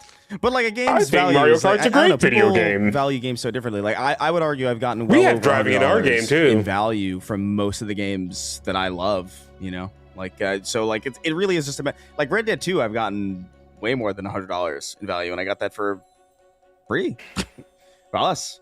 But like I did buy it on Xbox as well to just to buy it. But yeah, I don't know. I just feel like I get why people are hesitant because A, money's exceptionally tight now. Everything is going up in price. There's a feeling generally that for a while now in this industry, we've been getting ripped off, whether that's valid or not. In some cases it is, in some cases it isn't. There have been games sold under false pretenses that people never got refunds for. There are games that have been dissected and cut apart and sold piecemeal for hyperinflated prices. Like that is something that is real. MTX is kind of everywhere. So like I get the feeling of being on guard and being like, oh man, I don't want to, feeling like everything's a ripoff. But I don't know. Rockstar, in my opinion, and by the way, I'm not even necessarily the biggest fan of everything Rockstar's ever made, but like as of late, I feel like they've earned some level of, I don't want to say faith necessarily, but I don't know what other word would work best. But like they've earned some level of good faith on the players' end to understand that they're going to deliver something that's definitely at least worth the price of a full game. To be honest, man, the internet and everything's gonna crash. YouTube's gonna be fucked up. There's gonna be so many uploads at once. Everybody's going live. Everybody's playing the same game. Everybody's in the same category. There's nothing you can do about it. There's nothing you can do about it, bro. Talk about it as much as they talk about even Vice City and San Andreas, which are both awesome games, but yeah, I think Four's the best one, arguably. I think 4 is easy, like by a mile. I think it's easily the best one. But I mean, that's subjective or whatever. But like, GTA 4 is fantastic. GTA 5 is like not to my taste, but it's a phenomenon. Red Dead 2 is fucking exceptional. I just don't have a lot of doubt. Like they've earned enough goodwill from me to be like, yeah, I'll pay $80 or I'll pay exactly. Like, man, even though there's still one writer left. Who gives a fuck about the online content? There's people making hate content about GTA 6 based on some shit nobody gives a fuck about. Like I've been saying for the last decade, what are you playing GTA 5 for? Why is everybody still playing this game? How much money do you need? How much money did you spend on shark cards? Good gracious. What's wrong with you? The game, it's a PS3 game, bruh. Like, I mean, they didn't even give us any DLC, man. It's like, if you were playing the online content and not skipping the cutscenes to some random the characters look like random generated online created characters. Who gives a fuck about them, bro? Like nobody, like no one should have cared about any of it. But however is that how you make content? Have at it, dog. $12 for whatever it is you're cooking. Now, it could suck.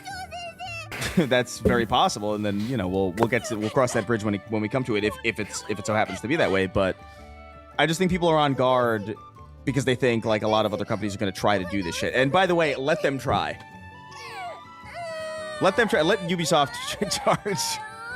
charge $100 for what is essentially the base version of fucking Star Wars Outlaws 2. Let's see how well that goes. I just don't think other people are going to get away with it to the same degree because I don't think there's the same level of pedigree. I don't think there's the same level of goodwill. I don't think there's the same level of interest, quite frankly. Yeah. So, a fucking chicken, bro. On that note, Shadi Oh, Haddad wrote shit. in and said, guys, this feels like it could be a turning point. GTA 6's $80 price tag is certainly going to give clearance for $80 to be the new norm due to market conditions. Rockstar locking out key features behind the $100 deluxe edition, knowing that most will pay the extra $20 for a more complete experience, may provide the path for publishers to get better ROI on game development costs, with premium editions being the more complete versions of games. This is what you were saying earlier. Not only that, but the boldness of shipping digitally may also increase the trend of making physical games ship with a code as the new standard. Rockstar is big enough to lead the charge on industry-wide changes. Who else do you see following suit by the time PS6 launches at the end of 2027, presumably as a digital console? It's important to remember, PS6 will launch as a natively digital console, which PS5 is too. There will be a disc drive for it. I mean, obviously. Sure. So I want to be clear, and listen, the digital game, I mean, come on. I'm so sick of having the physical versus digital games thing. It's like, we all know where this is going. Okay, I so just you don't can't think level this one up. These are the only ones you can I just level don't up. think it's going to be This is just like a special an item? expectation anymore that you're going to get what you want necessarily anymore.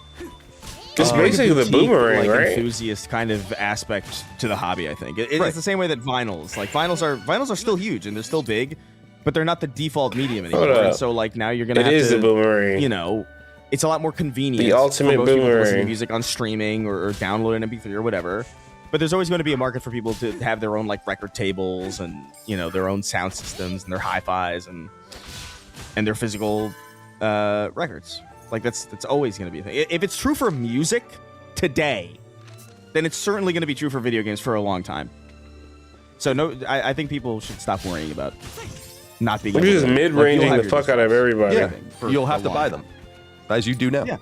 But yeah, I just don't. That's not the point of his message. I just wanted to note that, like, don't worry about that. I agree with Chris. It's like that it will be a digital console, but so too is the PS5, and you still have the option of putting a disc drive in it. But to Chris's point, Shadi, I think you are way too optimistic about others following suit on this right now. I think there could be a generational push. Was it Call of Duty that was the first game that charged $60? I don't remember. Back in the day. I'll look it up.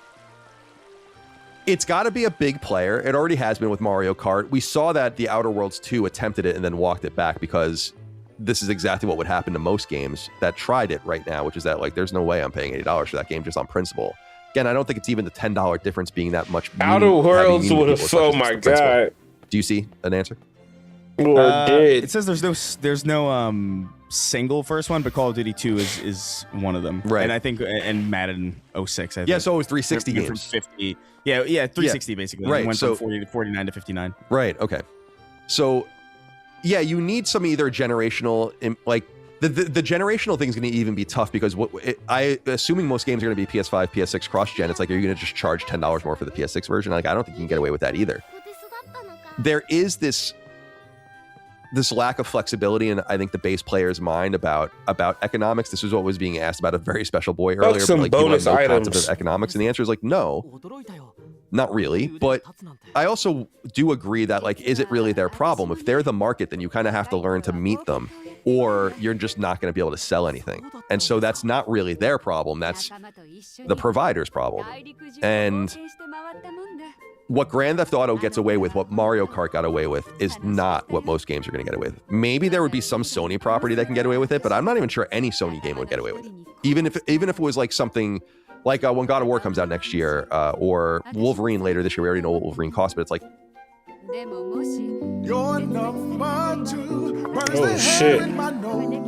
But we fought hand in paw. Now your poop don't stink at all. Instantly neutralize poop stink with Poop Fighter from World's What the Best Cat fuck? Litter. Oh, this is a cat. It's they're not going to charge $80 for those games. I don't think people are going to have the tolerance for that. But eventually, freaky ass commercials. What yo. you might have to do is just make everything a certain, in other words, not everything, but like the AAA baseline price raises like it did during that 360 era, and you create a new high-end baseline. And then if you want to surpass that, then like you do these special editions that get you to $100 if that's what you want to do. But I'm not worried about people following suit in the short to midterm because I think people will continue to explore the scale. And $80 is still going to be a bridge too far. I think I would just love to know what they think they could have gotten away with. And well, we'll get to this point next, and we'll talk next about this Ultimate Edition that we brought up. Alabama, Arkansas wrote in and said, "Hey CDC, We finally can put the GTA 6 price speculation to rest. I would argue it is a $100 game since the Ultimate Edition has lots of content you won't be able to access without it. Also, lots of people want to experience this game in its entirety. I don't and not know miss who out on this any person content. is. How do you guys feel about the price? Will you be picking up the $100 Ultimate Edition? So you and I already said that we will get the $100 Ultimate Edition. I suspect Dustin will as well. What I'm curious about is what the split cumulatively with the fan base is going to be. Because I bet you it probably won't be half, but it will be a lot of people are going to get that. Everybody buying a $100 version, dog. It's gonna be the most sold. It's gonna they're gonna make $1 trillion. They're gonna make $1 trillion when the game drops. Everybody who didn't know it was coming out, which is it's gonna be so crazy. I can't wait. The world will change.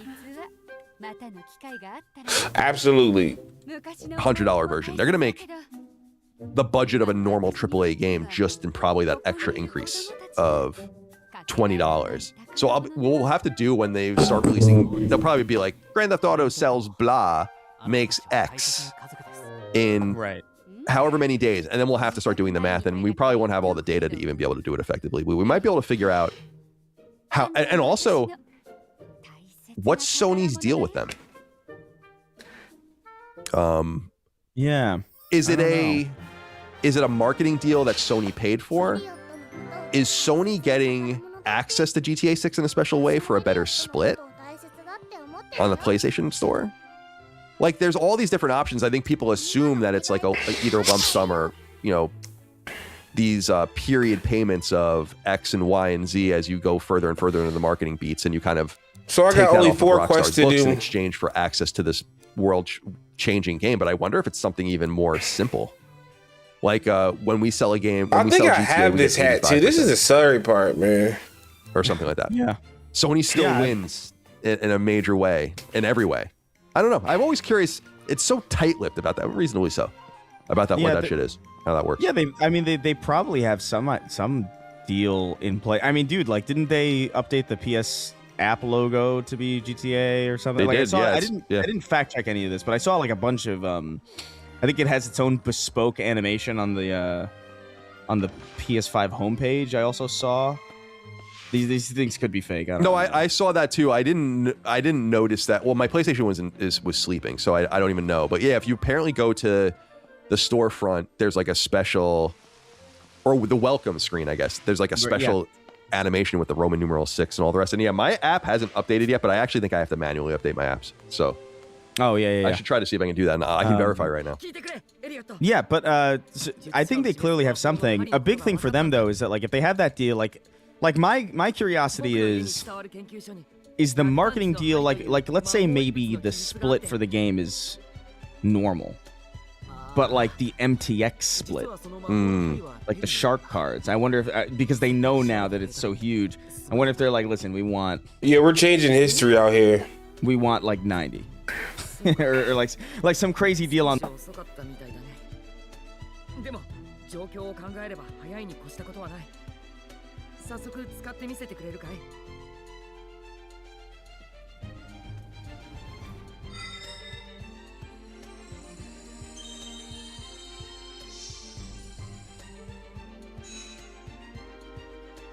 北の白狼に強い反応がある。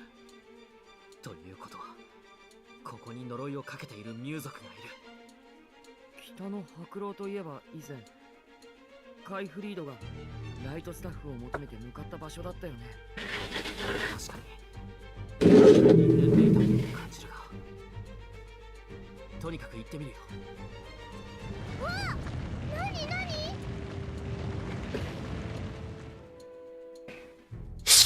まった。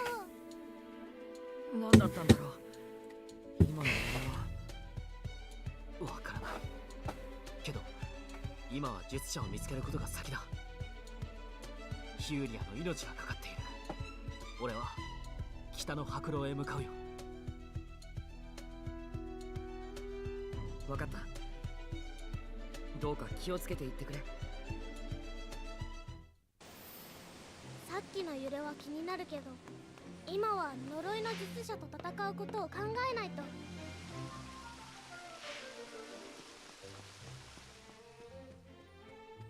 すごく強い敵だから準備をしっかりしなきゃ。やり残したことがあるなら先に済ませておこう。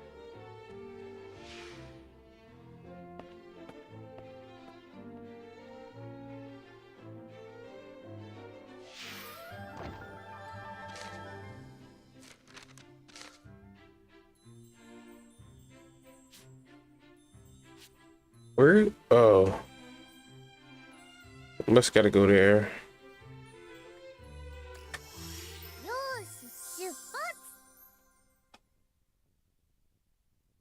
All right, we have some God of War Lawfey, right? That's how we decided it was said? I think it's Laufey. Laufey. This is a whole new Yotei thing. It's going to take me at least 2 months.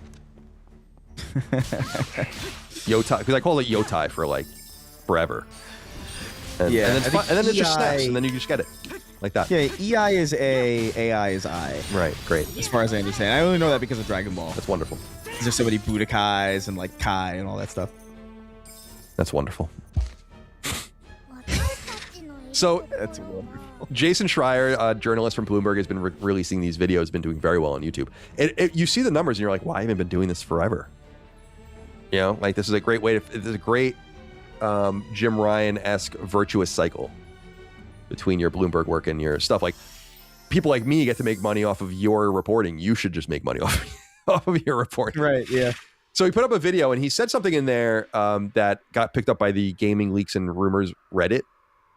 It says, quote, he says at some point, quote, "I wouldn't be surprised if God of War Laufey gets announced for February or March 2027 pretty soon." So it seems like he understands that, from his understanding, the game is going to come out Q1. I love that if true, and I believe him, because they're really keeping it close to their vest and not really showing very much of it until recently, which is cool. So less than a year. I would have even like more time, like get through Wolverine and then announce that thing's coming out in March. That would be kind of cool. And that comes on the back of an interview that Backlot Magazine, cgmagonline.com, wrote with, or did with Deborah Ann Wall, who plays the protagonist in Laufey. And she talks about a bunch of other things. I was reading a bit about her, because I don't know much about her. She's a pretty big actress. Like, she was one of the main actresses in True Blood, which I didn't realize. And yeah, she's in Daredevil. And Daredevil, yeah, for all these years, which is cool. That's what I know her from. I never watched any True Blood, but yeah, she's huge. So she talks about all that stuff, but deep in here, there is a conversation about God of War. And Deborah Ann Wall, when she's asked about it, says, "I'm so freaking excited." Now, I wonder if you read this the same way. Do you feel like this is planned PR? I'm glad that the voice acting of God of War has always been dope. I think the voice acting of this God of War is going to be dope too. I wasn't surprised that Kratos' wife is getting the game or whatever. It didn't surprise me. What the fuck?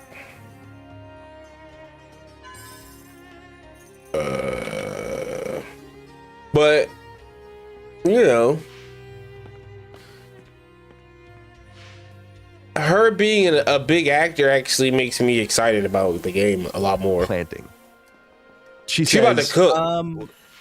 I'll describe what she said, because I was like, this is interesting. Like, I don't know why. Like, it's cool. It could be off the cuff, but it feels like you were told to say this. She said, "Oh my God, I can't tell you. I still pinch myself. You know, again, I've known about this for nearly 10 years and I haven't been able to talk about it." And then, so she opens with that. Everything is permitted. I like the sound of I that. should have been got this, man. Thinking what I like and acting how I please. Available on July 9th. Buying a car is kind of a big deal. There's like a million options, and you deserve something you love. At Car Gurus, we get it. As the #1 most visited car shopping site, we make sure your big deal is the best deal. Car Gurus. And then she says, nearly. The guy says 10 years, and she says, nearly. He pitched it to me in 2018, and they had no. And he's talking about Corey. She's talking about Corey, and they had known about it before then. It's wild. Like when Corey brought me in to talk about doing Ragnarok and show me the 2018 game, he already had a poster for the Laufey game with me and a cube that's been there since the beginning. It's deeply part of the lore. Like, to me, I'm like, that's so on the nose. Like media trained. Kind of on the nose, yeah.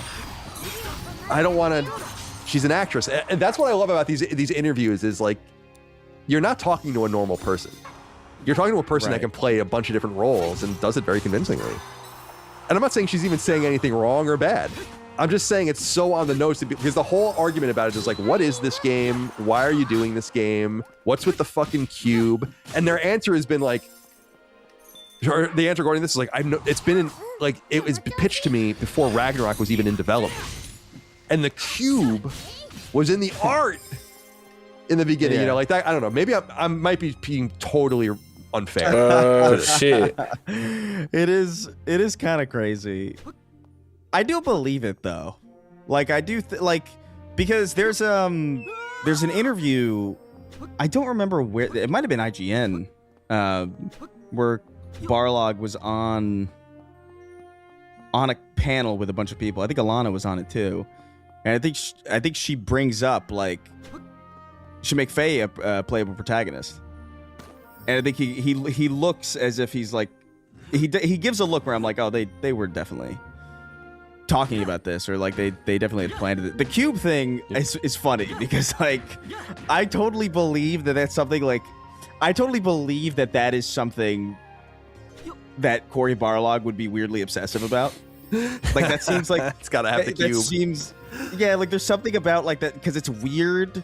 You know what it is? It's the same reason why I think God of War 2018 works at all, because it's like it's a weird idea that shouldn't work. You know what I mean? It's like oh hey, here's Kratos, he's gonna raise a kid and it's gonna be sad, and he's gonna be introspective, and it's gonna be. Don't you want that out of God of War? And everybody's like no.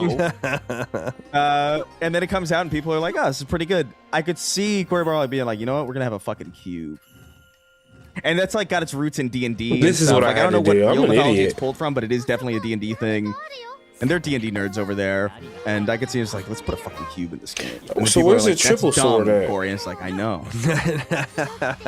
You know what I mean? Like it strikes me as I could see that being true. I like but the, it is I like funny the how cube personally. the cube bothers me, but I also don't. I do kind of. I'm fully expecting. By the time I'm done with the game.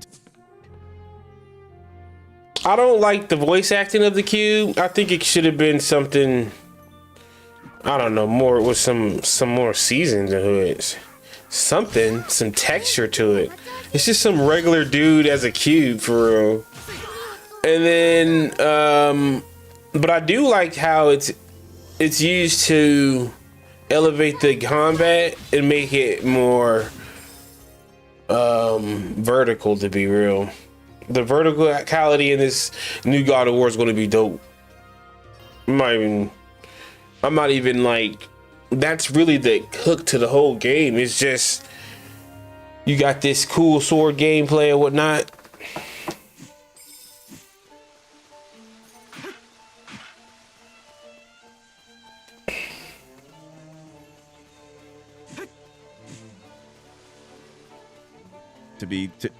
To come around on the cube. Like it strikes me as one of those things where it's just like, all right, I'm sure I'll be sad when it gets hurt or something towards the end or something. Especially because it's Jack Quaid and he's just kind of endearing. I love how upset people are that they motion captured him. Like it's like something that is like deeply annoying to people. Like it's funny as fuck. And if you don't know how modern performance capture works, I also like when you look at that, you think the first thing you think of is like, how hard could it? Do you really need this? But they're on stage. They're spatial. It's spatial, and like his voice is being picked up and stuff. So it's like, yeah, there's more to it than that. But I think it's hysterical how mad people are so mad about it. because on the face of it, it does look ridiculous. Like, what do you mean you can't just like? Why is he wearing that ridiculous like wireframe cube? I guess I should level up my shit because now I have the dumbest like thing I've ever seen. A better sword. It makes sense. I understand why they do it, but it looks so dumb. I'm gonna just use a bunch of magicite. Corey being so obsessed with the cube, like as a conception that like, you know, Herman and Scott Rhodey and those guys go and he's like, all right, we got 3 pitches, and like each pitch ultimately includes like a cube. And they're like, Corey, what is with the fucking cube? Like after like during the third one, they're like, so he's like going into it and they're like, all right, so and then the cube cat and they're like, all right, Corey, wait, what's with the fucking cube? You know, and so like no matter what they Yeah. chose, they were gonna get the cube character in there. And you're right. I said that. I said it when I first saw it. It's deeply D&D, and I love that about it. But it must be connected to some sort of shit I don't understand. And D&D. I don't know. I don't even know the reference to that. I'm like, I think they just didn't. I think they did it a little dirty with the way they showed it. I think we all understand it's probably gonna be pretty excellent. I just think. Yeah, it's not a good way to. It's not a good first impression of a video game. Not at all. I think, especially when you lead it with 20 minutes of gameplay. How much money do I have? I got like. Okay, I got 6,000. We gonna go down to like, I don't know. Out here, a reputation is built the same way anything is. One bolt, one cut, one nail at a time. So get to it with Metabo HPT.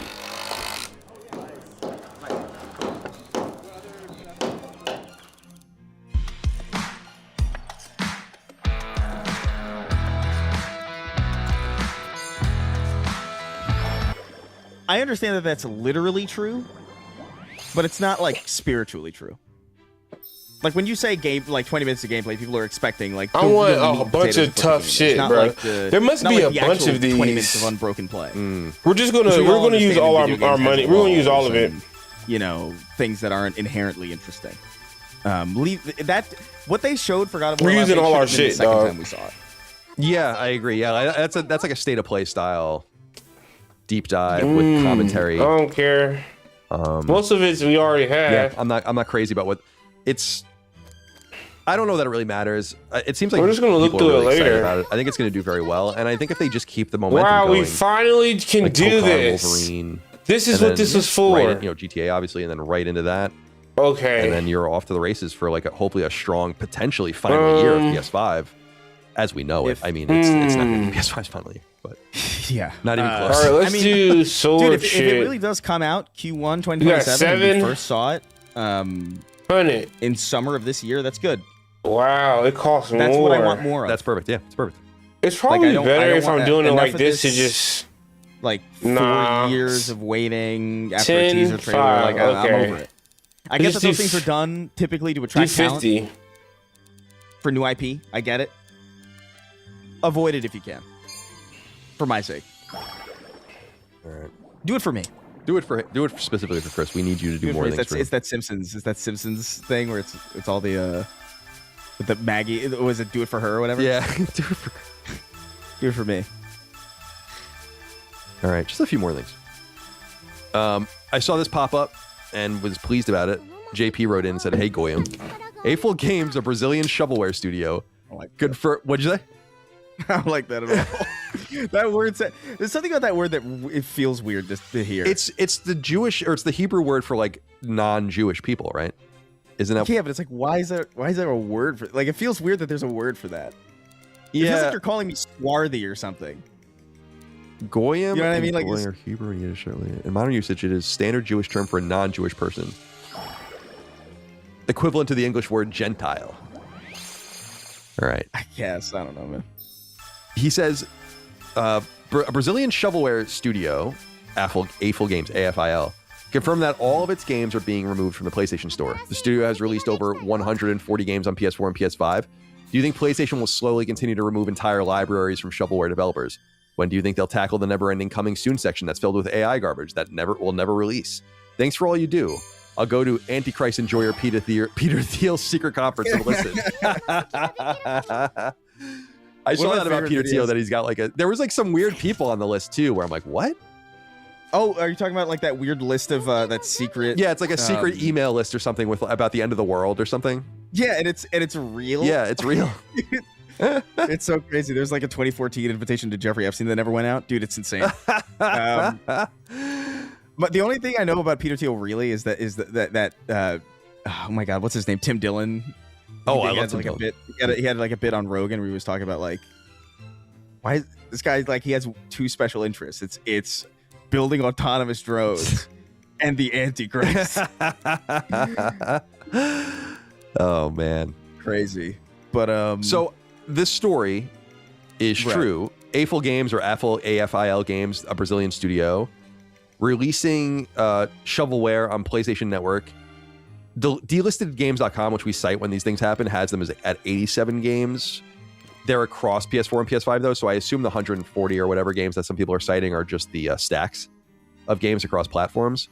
So 87 is nowhere near as egregious as some of the others that they've taken down, but this is, I think, the 6th or 7th shovelware developer that has reported that Sony's basically like, you're done. And I tweeted this out because I was like, we give, as we already have on the show, give Sony so much grief, and we gave Sony a lot of grief about this over the years, but they are finally doing something. Like, they really are doing something about it, and you gotta give them credit for it. Like, I'm pretty sure thousands of games have been removed from the PSN because of this over time. They're getting to the smaller guys now. The AI stuff is different, and that needs to be taken care of too. But I don't even want to get lost in the mix of, like, sometimes there are just shitty looking games or whatever, and I'm like, that's not even what I'm worried about. I'm worried about these slot farms. That's different. It's different. I was like, have your shitty game every once in a while. That's fine.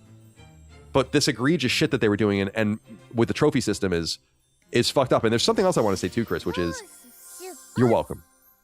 I mean, you gotta do what you gotta do when you're trying to fund a video game. For years. You make a slop game to make some money to fund the game you really want to make. I think that's what people are doing. Because they know how bitter I am about. Like, I had Adam Boyes, who was at PlayStation at the time, was on Kind of Funny, and he came and we had a debate about this. This was like early in the PS4's era, like 3rd year, 4th year of PS4. And I was making the argument then. I'm like, dude, the store is overrun with garbage. You guys need to do something about it.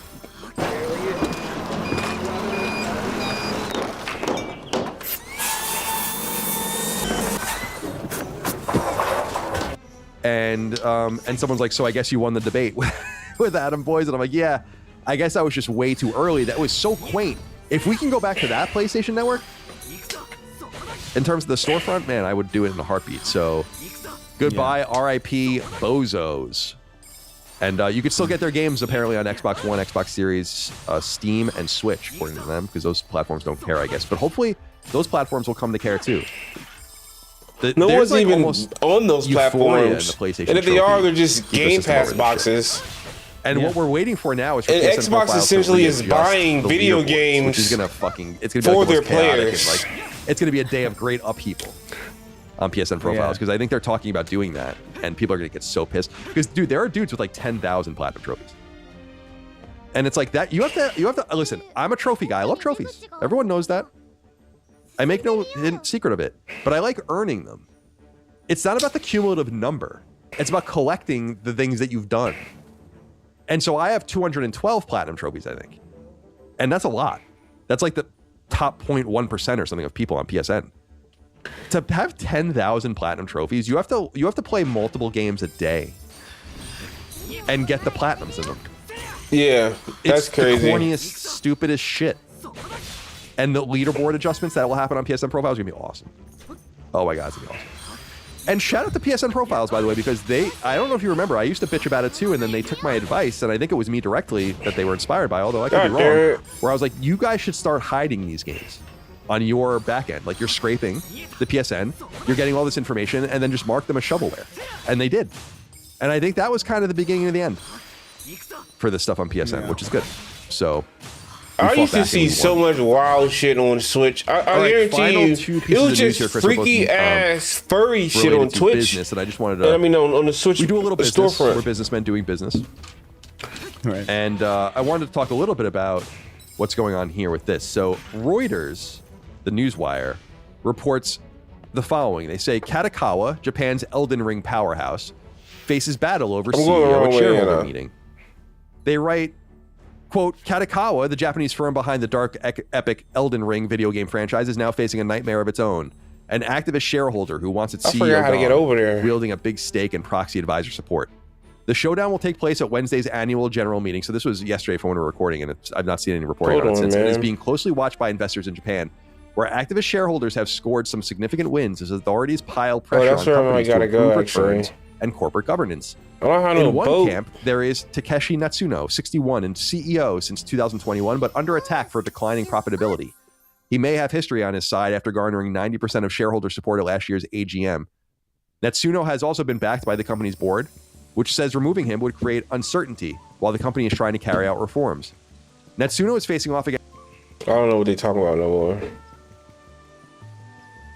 Wait.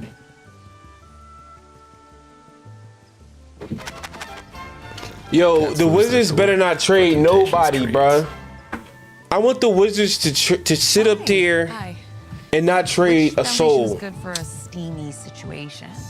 All right, I'm going on. Breaking news out of the NBA. Our Shams Charania reporting that after 8 years, LeBron James, the NBA's all-time leading scorer, will be playing a record 24th season in the NBA, but it will not be with the Los Angeles Lakers. The reaction is pouring in on social media, and with that, we welcome in our senior insider, Shams Charania, for more on this story. Shams, this is strange, doing this from across the pond, but the news, it certainly demands it. What more can you tell us about how LeBron came to the decision that he wants to play again, but it won't be with LA?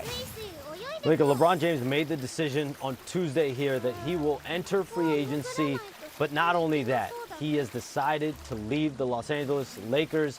Rich Paul, his agent, informed Rob Pelinka, How do I fucking die? basketball operations, that the Lakers can move on with their offseason because LeBron James is moving on with them. He is leaving after 8 years. He led them to a 2020 NBA championship.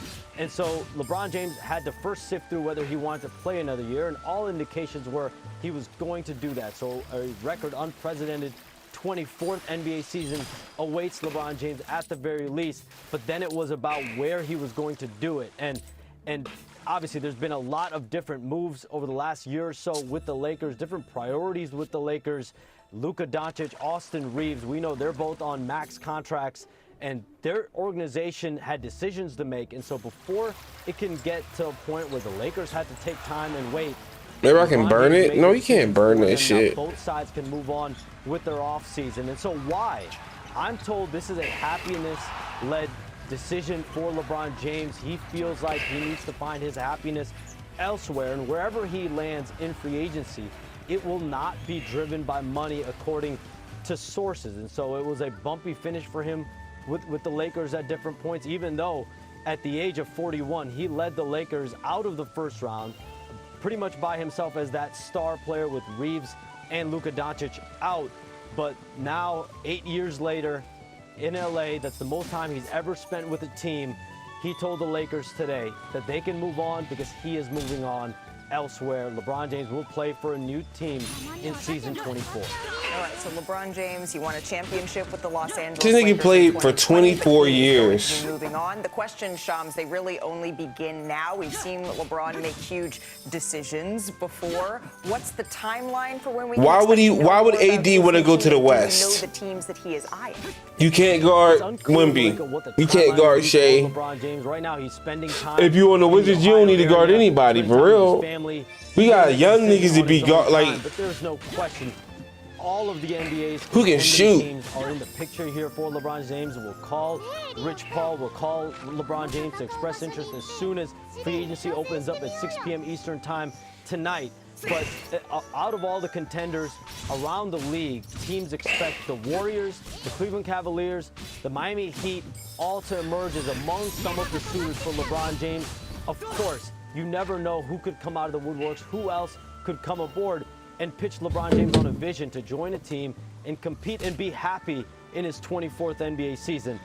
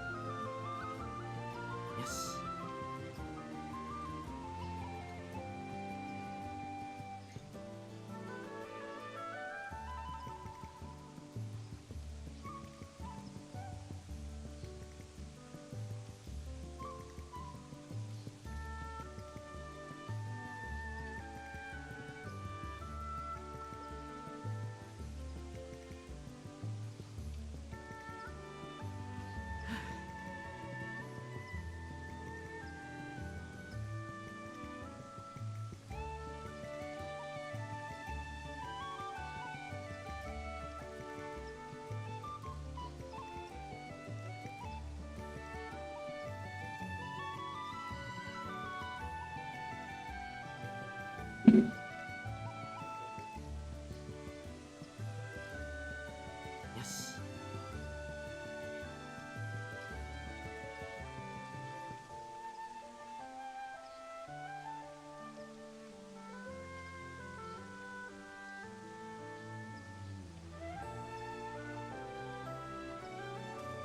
don't even know what to do for real.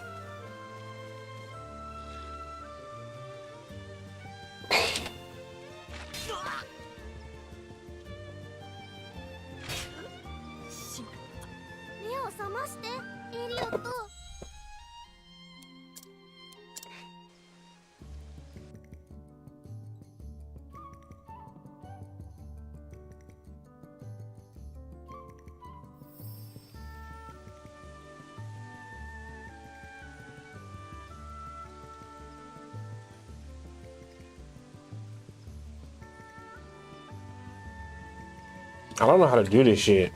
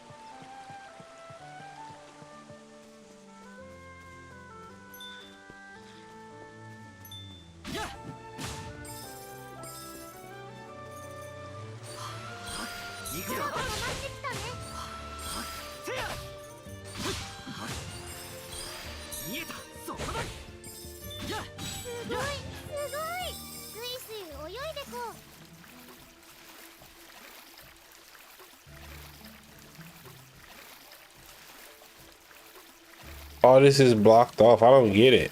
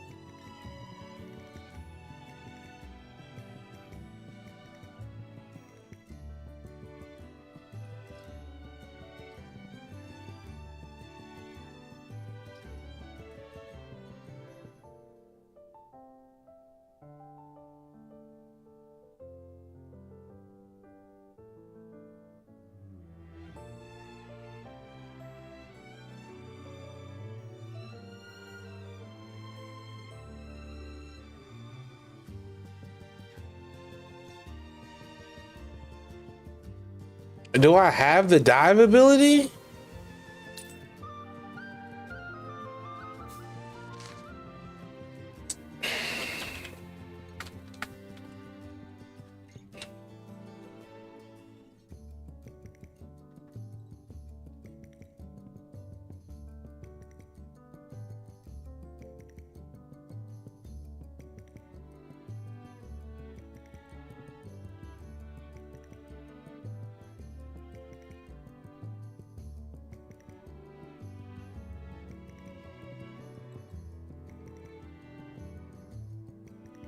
Ah, I see. I'm actually just stupid. It didn't tell me to go there. Why would it, like, I don't, maybe someone told me to go to the water ruins, but how would I know this is the water ruins? It's telling me to go somewhere else. Stupids.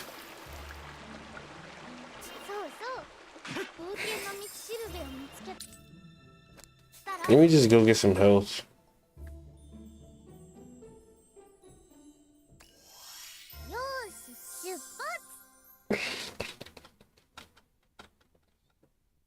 Well, everybody knew LeBron James was leaving. He probably wouldn't go play with Steph.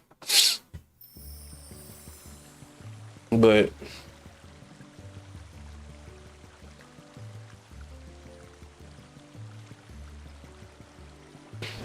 he's a man with a list.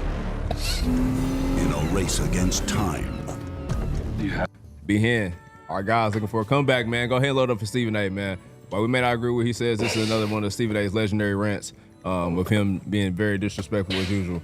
Ben Simmons is looking to come back. He said one of his teams he's looking at is Miami. Who? Ben Simmons. Said, I like Eric Spoelstra. I like the Heat. I like the organization. I like the culture, baby. I like it too. Sound ready? Hey, man, go ahead and play what Stephen A had to say about this. Who? This Ben Simmons? Yes, you know who. I thought that nigga was fishing. Nah. Yeah, he retired from that now. I'm back, bro. I already won. Something happened to him. MJ did it, so I can too, bro. And he was literally scared to play. But now that he's been out the league for a year, and he missed the money in all likelihood, here he is going to talk about coming back. And let me tell you the nerve, the gall of this man. Do you know what he said, ladies and gentlemen? I wouldn't mind going to Miami. That's what he said. I wouldn't mind going to Miami. What's wrong with that? Really, that's what we doing? Miami would be nice. And not because it's Miami. I like Eric Spoelstra. I like the Heat. I like the organization. I like the culture. Really, what would you like about it? What did he say it was wrong? Eric Spoelstra wants you to play. Pat Riley gonna demand you play. They want you to earn your money down there. What you like about it? Inquiring minds want to know, because you ain't doing it for nobody else. I can't wait. A basketball atrocity. I can't wait till we talk to him. I'm gonna keep it real though. That's crazy. You know he could have signed with the Knicks last year. That's a remember, yeah. He said, He turned it down. So the vibes. He said, I'm cool, I'm gonna go fish. Wasn't Ernie his agent? He probably did the Knicks a Yeah, turned down. Yeah. He probably did. I think Ernie was his agent. Let's go muck it up in Miami, cuz. No, we need Ben Simmons in South Beach. Let's go muck it up. No. Another 6'10" defender to help Giannis. The vibes just got great in Yes. Miami. Oh, Not pull up. y'all need defense. Sending back You don't to have an Philly. agent right now? Ernie was his agent. Sending back to Barkley Philly. Lee. Bernie. I call the nigga Ernie. Bernie. Yes, bro. It's time. No. Back to Philly. you Ernie go. was the other nigga. Matter of fact, nigga. Keep fishing, bro. The real. I don't even know Ernie. But B. Lee. I call this nigga Ernie 10 times. B. Lee. Who the fuck is Ernie? I see what you did there. Boy, you a wizard, you boy. like what you like how I did that. T left the chat. I fuck with that guy. You fuck with it, Mike? That was cool. That was cool. All right. Yeah. All right, man, we need Ben Simmons in Miami. Line it Yes, up. we do, please. Yes, basketball needs Ben Simmons. No, we Bro, don't. keep fishing, cuz. No, I'm bro. about to fish in Miami in my off time, Yes. Keep fishing. The What defense he is gonna, bad. What is he gonna do? bro. Fight Defend, bro. They got enough 6'10", defense, bro. 7'2" No. wingspan. I'm good. There's enough defense out there. Oh, it's not, bro. Yeah, nothing will make me happy. Duncan for Ben Robinson Simmons does to come not back play defense. Bradley Beal is not guard nobody, bro. Giannis and Bam do. Helping. No, bro, they need me. No. You love that, boo. Point forward. You love that, cuz. Yeah, we think about Ben Simmons. Says he wants to come back. We approve. Yes, bro, for sure. Keep on fishing, cuz. Oh, that's crazy. Man. Oh yeah, I'll skip that one. Hey, man. We need KG Pierce, possibly Y'all collab with was on some a three-man with Dwight. KG be him. Whoa. 1v1. Still needs to happen. Still move for I turn don't the want show. nothing that nigga to ever touch. For sure. Wow. Nothing. I'm cool. Nothing. Y'all was on 3-man, cuz. I was on 3 minutes crazy. Shit. Nigga said he had a out of your dream. girl taking her side to the plate you made. Cook as shit. Respect, bro. Everybody gotta eat. Hey, my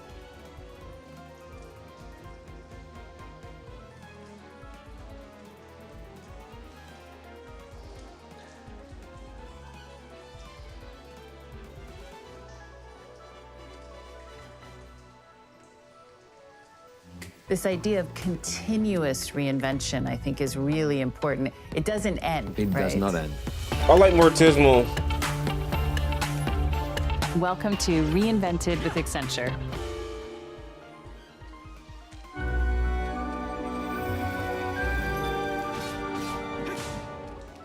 What's going on, everybody? Morden here, this time bringing you a video about Dragon's Dogma 2, which got some exciting news over the past couple of weeks, which is primarily that it is getting a big Dark Arisen expansion this October. However, that raised a few interesting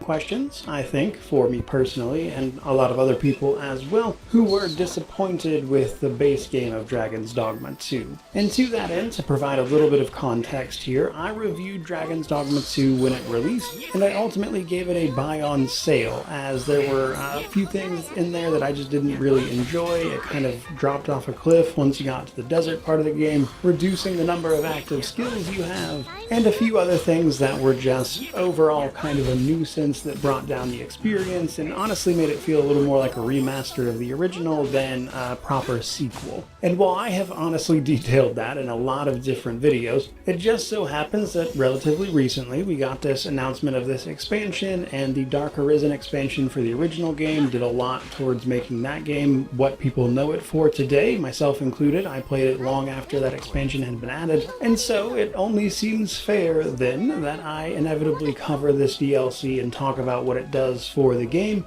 as to be honest with you, the mood around it is overall pretty positive, and given how much I had high hopes for Dragon's Dogma 2, I sincerely hope that this big expansion DLC winds up breathing that same life into the sequel here, even if it doesn't seem like it is going to address some of the stuff around the story, as I mentioned. However, simply too early to say there for sure. But to that end, I want to talk a little bit about the update they've already put out as of June 9th, the upcoming update on August, and then what the expansion itself should be adding in October, on October 9th in particular, I think. But do bear in mind, this is not new information. I'm a little bit behind the ball on this one. I knew I wanted to cover it, but I had a lot of pressing stuff going on the past couple of weeks. But the interesting thing about life is that you can in fact just do things. So here we are. Now, while the expansion is pretty exciting news, there's actually a couple changes coming in the August update in particular that are of note to me that I'm very much looking forward to. However, as I mentioned, the June 9th patch already added a few things, like for instance expanded some of your options for fast travel, adding new port crystals, adjusting the price of fairy crystals, making changes to ox carts, and overall, in theory at least, making fast travel a more, let's say, convenient experience.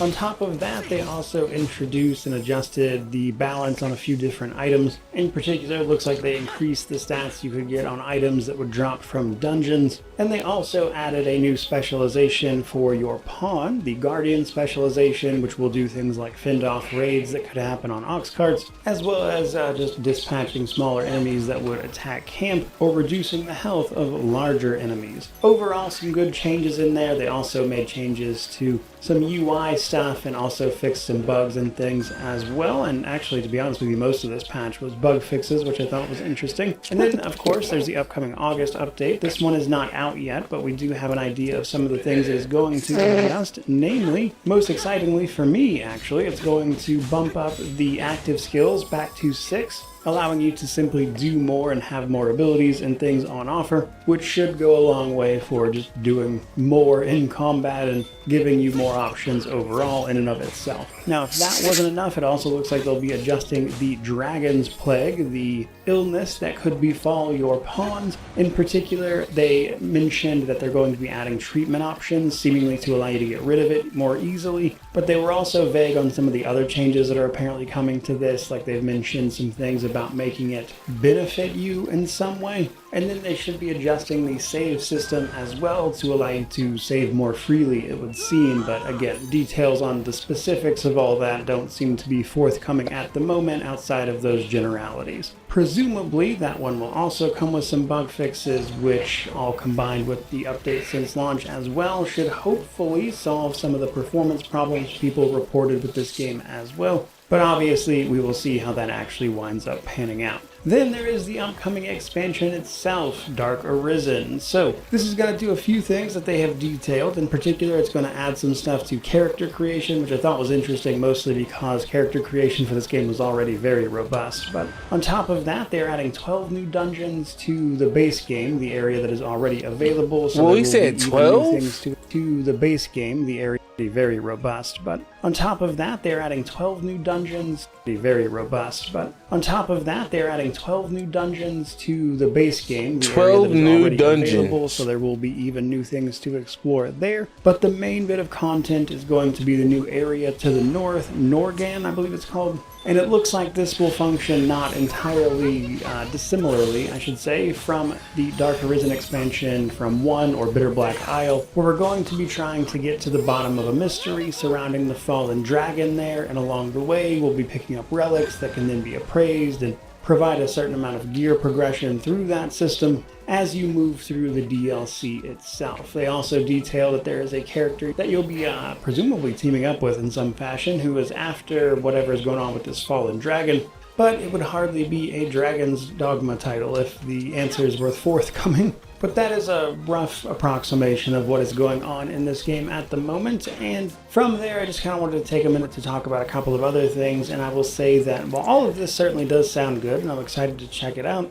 it doesn't appear to me at least that they are going to be doing anything about the lackluster second area, the sort of desert area, which could honestly stand to be reworked in my opinion. That place was a real letdown compared to the opening half of the game, which is actually pretty good. As for the rest of it, I have high hopes. It is being directed by the same person who directed the original one for the original game as well, and a lot of people really loved Bitter Black Isle in the original game, so hopefully they managed to recapture some of that here. But beyond that, I really just wanted to say that I'm glad they didn't abandon it altogether. It originally released back in early 2024, and so while it took 2.5 years, they did seemingly put a lot of work into this expansion and trying to take in feedback as they did that, addressing things like stuff with the weapon skill even outside of the expansion. And so I guess overall I'm just hopeful that this will be a better experience overall for the title, even if it doesn't exactly fix the launch day woes like the performance and the things I've already mentioned.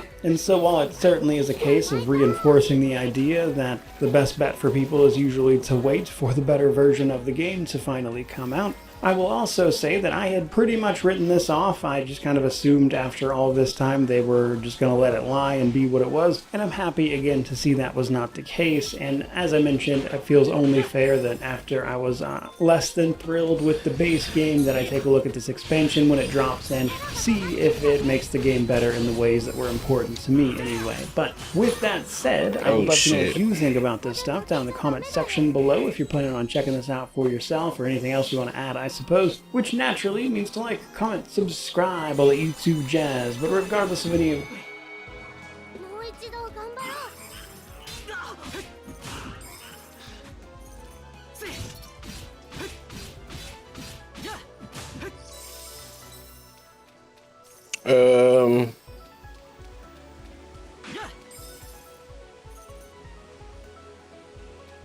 No sun, no problem. Home Depot's got you covered with the ultimate backyard setup, rain or shine. All right, Core, hey, that's good. Listen, folks. LeBron James might be in play. I'm serious. Brian Windhorst, who is in this chair next to me, in which J.K. Simmons will settle in. Academy Award winner. Will settle in. And he said that LeBron James has not made himself available to talk directly with the Los Angeles Lakers about a contract. The problem with that is, for the Lakers, is that between the Knicks winning it all, words I just love to say, between the Knicks completing their comeback on the San Antonio Spurs for a fourth game in the NBA Finals, and 6 p.m. Eastern tonight, 3 o'clock El Segundo, California time. Again, our studio is just up the street, or we're up the street. I love it.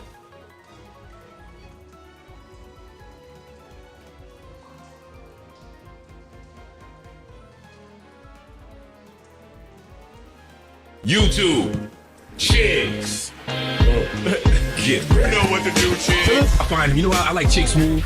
Chick Smooth is somebody I really enjoy listening to on YouTube because Chick just got an intellectual curiosity about things. Oh boy, this is all bad, you guys. Enough is enough. We gotta figure out who exactly is behind this Drake smear campaign. Why do people keep trying to constantly throw dirt on his name? From people constantly leaking his music to Grand Wizard trying to get his name tied up into crypto stuff. And now one of Drake's ex-girl is on a podcast telling everything. First off, Drake, do you not make these thoughts sign NDAs? You're not gonna tell me that you're letting these women go to the mansion up there in Canada without signing a fucking NDA, brother. Now, I'm not gonna lie to you guys, this one threw me for a loop. Now, yesterday, people were asking me, Chigs, can you please cover this Drake situation? I said, no, fuck out of here. This girl is probably scorned. Drake probably smashed her, then passed her off and probably ghosted her. And now she's on a podcast trying to get revenge. Absolutely not. However,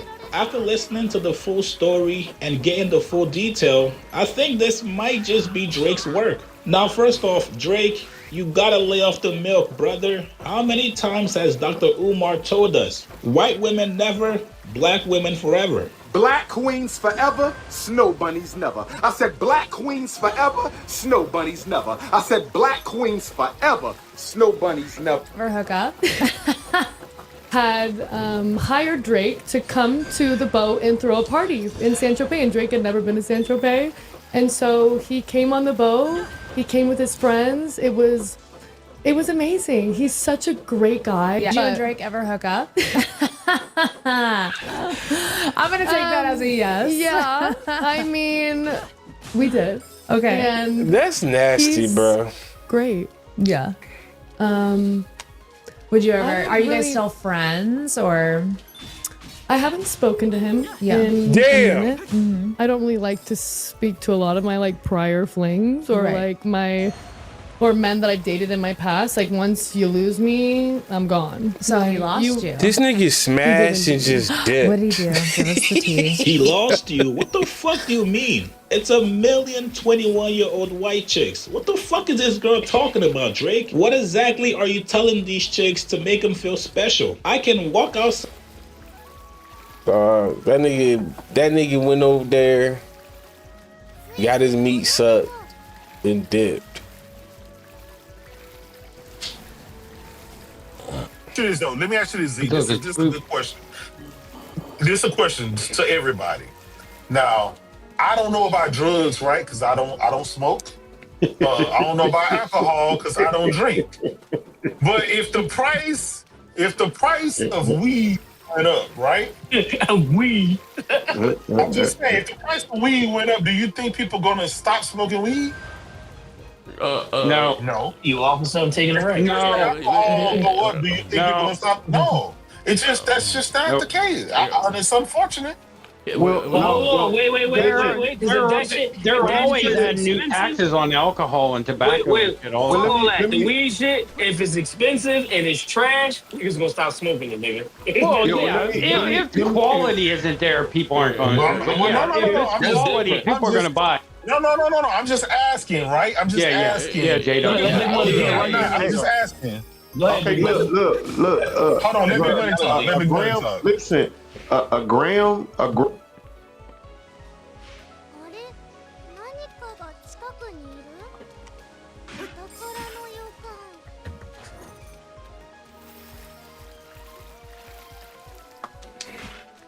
I don't know really where to go, dog.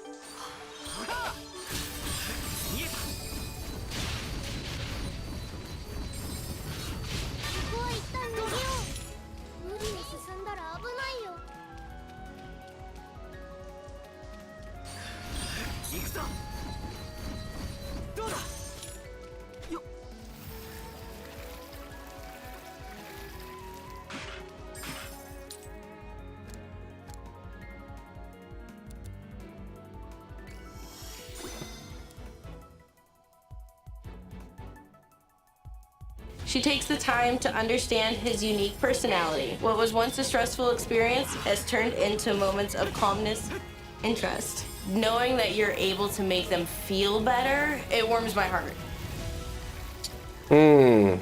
Let's face it, most of us aren't gonna set foot on Mars. I'm on Mars!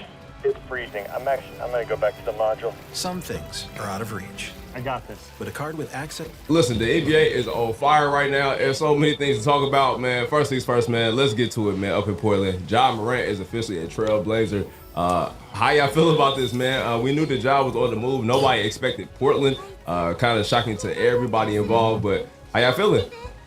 I don't like it at all. Yeah, I ain't mad at it. I've never Feel seen like it. They're gonna have to do more though. Yeah, I don't think it's done. But a Ja Morant and Dame Lillard backcourt ain't bad. I don't like that backcourt. I don't think it's good either. Well, Dame can shoot. So yeah, but it's different when you got two combo guards. Like Ja Morant, nice, you know that. But they both ball dominant. Like it was different when you had a complimentary guard like CJ McCollum, who was kind of more of a two guard than a point guard, and Simons. He was more of a two guard than a point guard. It made a little more sense. Ja Morant is a pure point guard. Like put the ball in his hand, he create for others or for himself. Same thing with Damian Lillard. I just don't see it. Yeah, and the one person you would want next to them probably is Drew Holiday, who is the one who might likely be leaving the squad. Scoot Henderson as well. I know he's probably pissed he didn't get involved in that Memphis trade. I'm sure he would love to go to an opportunity, especially the way he played in the playoffs. But like you said, man, Portland got a lot of options. Go ahead and load up for Shams, man. I've been talking down about my boy. He's been going crazy the last week. Traded to the Portland Trailblazers for Jeremy Grant and Chris Murray. This trade pairs Ja Morant and Damian Lillard together in Portland. This is a high upside swing for the Trailblazers. Ja Morant's value across the league in trades with the Grizzlies had just plummeted. But Blazers officials spoke to Ja Morant a short time ago. I'm told Ja Morant told him he's excited to be in Portland now. Other Murray. Oh, no, that was his brother in Sacramento. Yeah.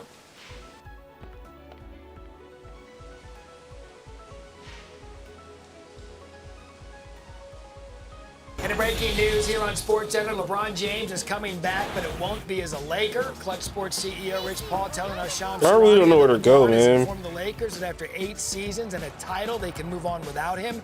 Sources told Shams that Lakers had expressed interest in bringing LeBron back, but at the end of the day, LeBron decided it was not time for him to stay as a member of the Lakers, as we bring in our front office insider, Bobby Marks. And Bobby, so all the discussion now about where he might end up. I want you to crunch the numbers for me on what it would look like for the Warriors to bring him in. Well, Draymond Green yesterday declined his $28 million option, and that certainly gives the Lakers the flexibility to sign James to the $6.1 million tax mid-level exception. Remember, they also agreed to a contract with Kristaps Porzingis for 2 years, $40 million. So basically, Matt, you've got $32 million to load that first apron hard cap here. So the Green number, let's say if it comes in at that $20 million range, that does give them enough flexibility to go out and sign LeBron James. Remember, LeBron James has earned close to $600 million in his career. So I'm sure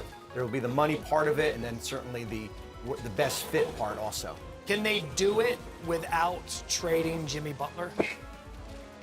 They can. I mean, I think when you look at it, it's a matter of does LeBron James feel like the Golden State is the best chance to win a championship? I think there's a lot of people that would probably disagree with that here when you look at where Golden State is with their lineup, and I know they'll get Butler back probably sometime after New Year here, but they went out and got Porzingis. You've got Stephen Curry. You've got Draymond Green. You brought back Al Horford. You drafted Yaxo Lendeberg. How does that roster with LeBron James compete against Oklahoma City and San Antonio in the Western Conference? And I think that's the uphill battle that they would certainly face. Certainly, if you put Davis in the middle of this group, that certainly changes the dynamics a lot with Golden State. One of the teams that's going to come up quite often in this decision-making process are the Cavaliers. Do you believe they could be in?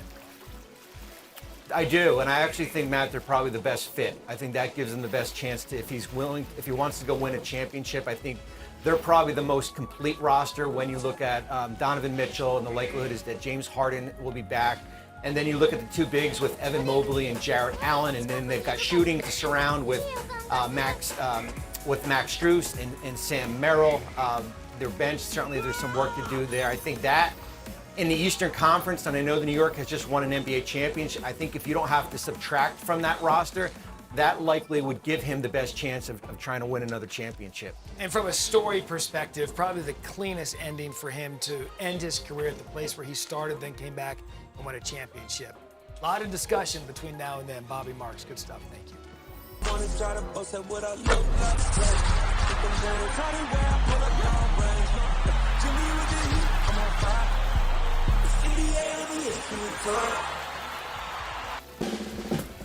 Saving money feels right. Just like when things are packed tidy and tight. Get auto insurance that fits your budget and your needs. Save up to 10% when you bundle auto and renter's insurance. Get a quote today.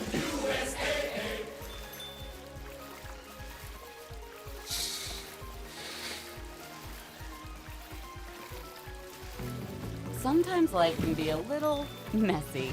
But with next-gen Nubella Performance Fabric at Ashley, we've got your whole home covered.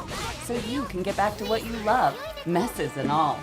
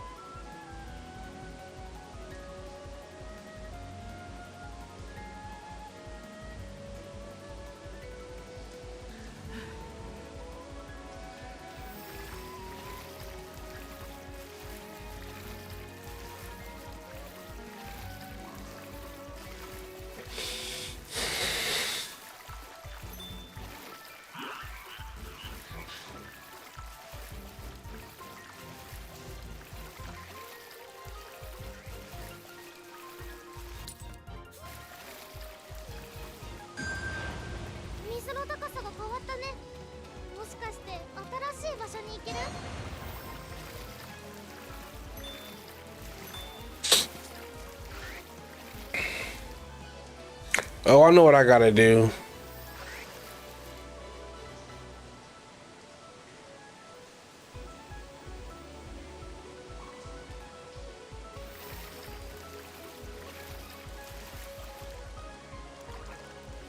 No, I can't do that. It doesn't matter anyway.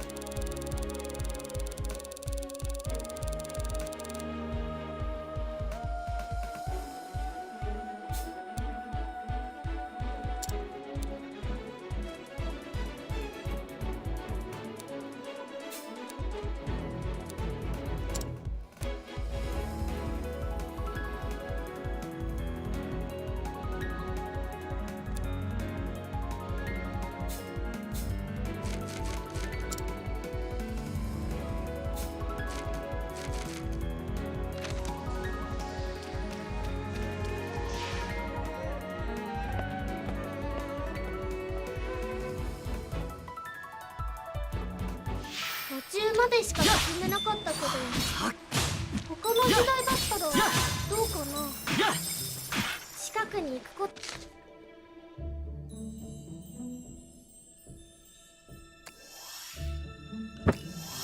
よーし、出発。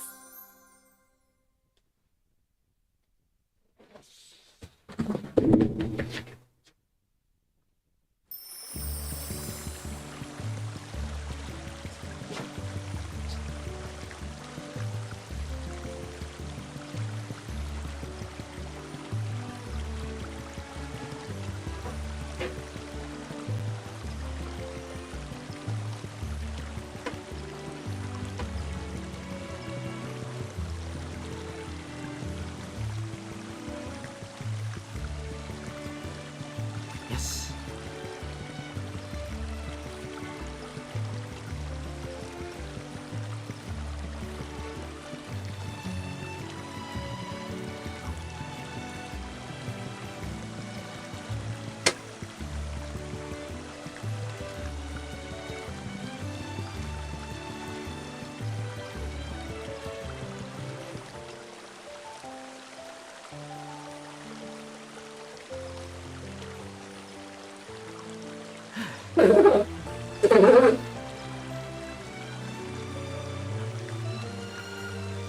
I just don't know where to go. Absolutely just don't know where to go.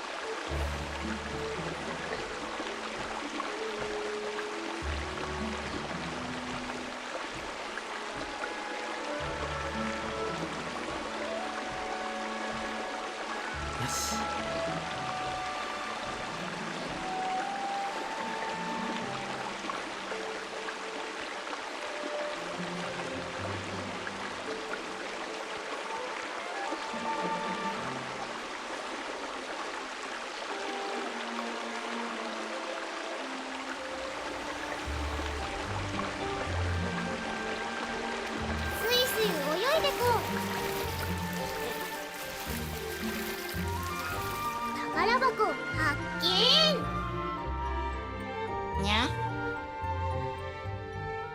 Why the human voices? I don't know. よし、こいつの中身は。捕まえた。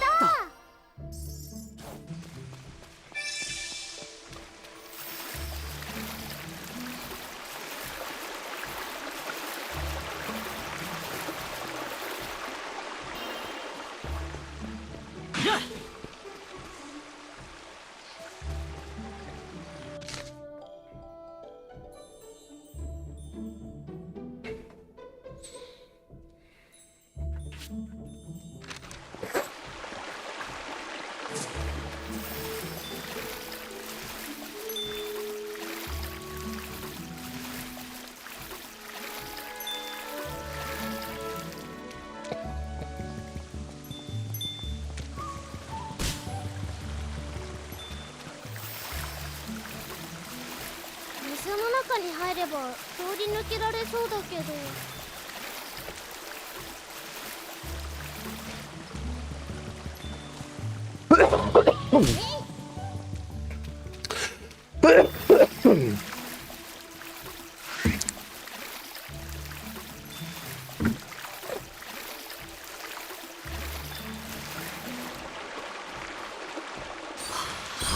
すごいすごい。どこまで行けるかな。もうここは調べ尽くしたんじゃない？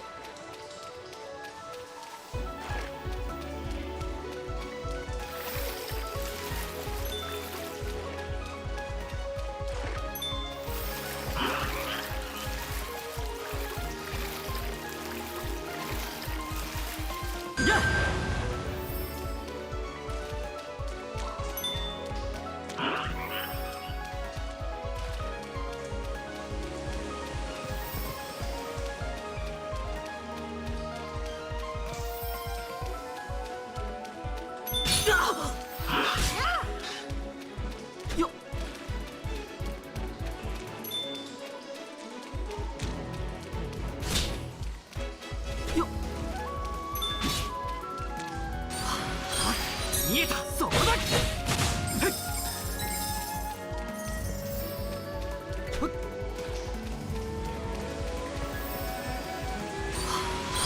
行くぞ、そこだ。行くぞ、いや、行くぞ、そこだ。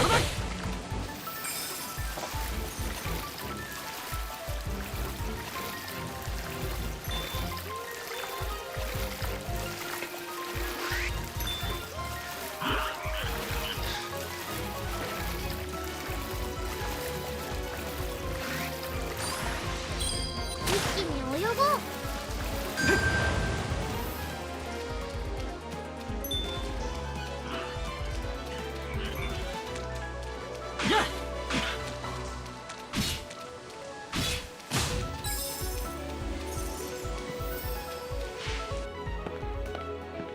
I feel like I don't know what I'm missing, man. 何か近くにスイスイ泳いでこう。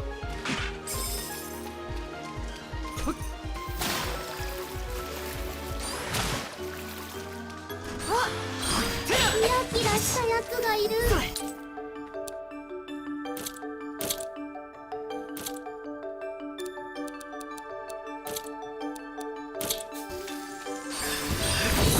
ならやれるよ。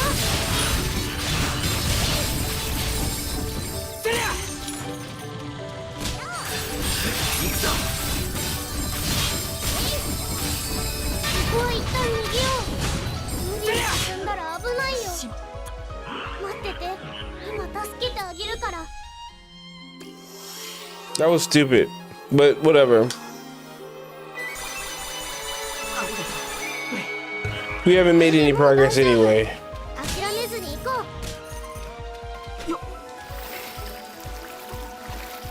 I gotta do something. I don't know what to do, man. This is crazy. It just leads to a dead end. I don't know how to get over there. Cause this is blocking it.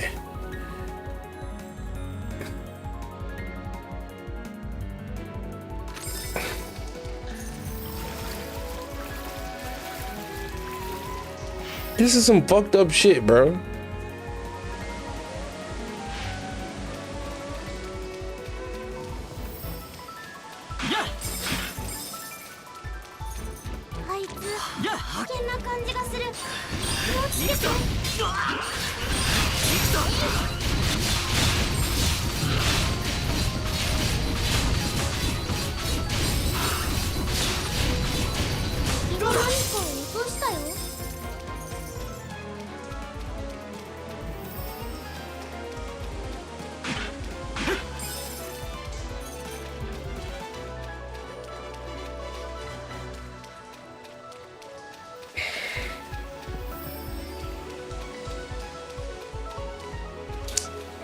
Oh my goodness, man.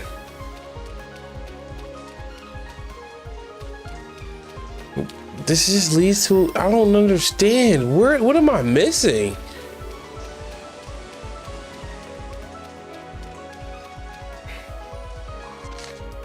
This is the beginning level.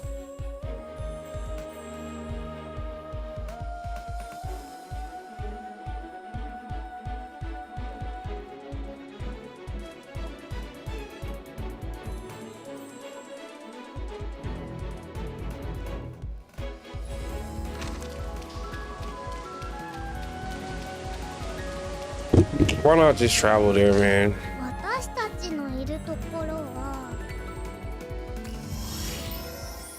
This is retarded, dog. I don't know where to go.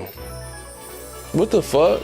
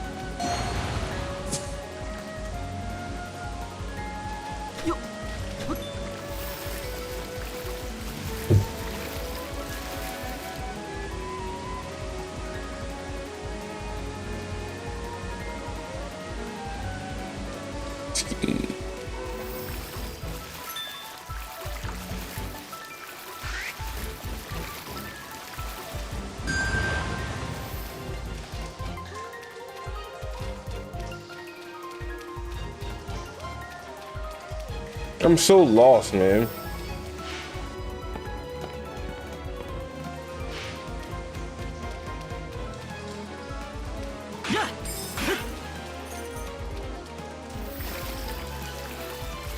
Hey, 出番。Hey.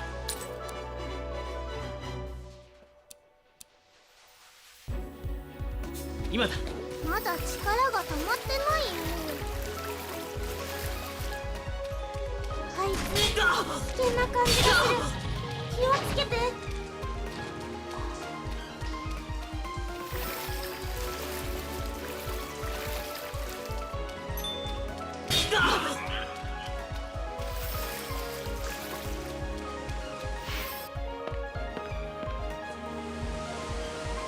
What? How do you dive?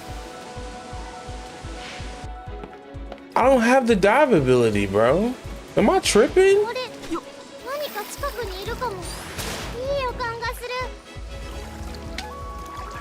Hold on, bro.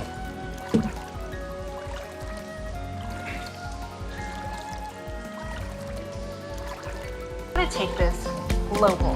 With 3 times points on social media ads. Turn clicks into clout. The business card that gives back all you put in. Chase Sapphire Reserve for Business. おーい、エリオットさん。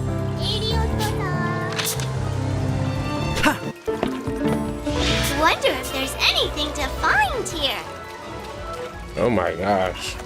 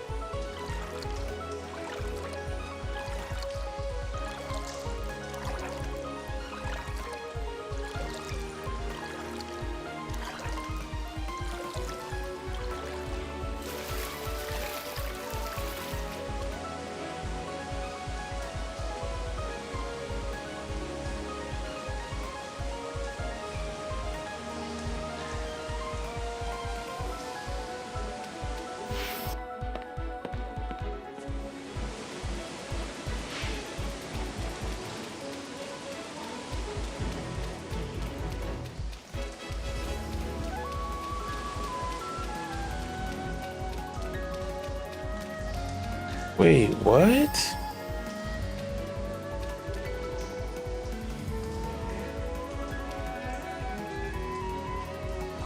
I don't...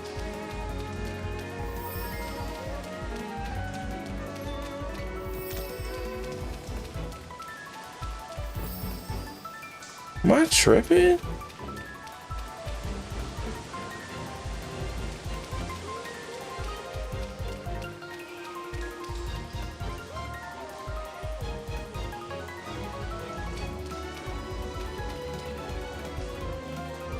There's no ladder here. The ladder's missing. Excuse me?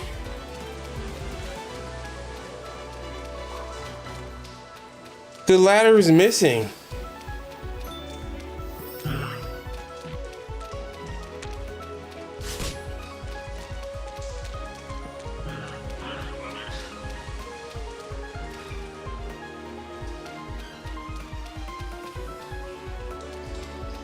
I'm not tripping. Like, I would have saw the ladder.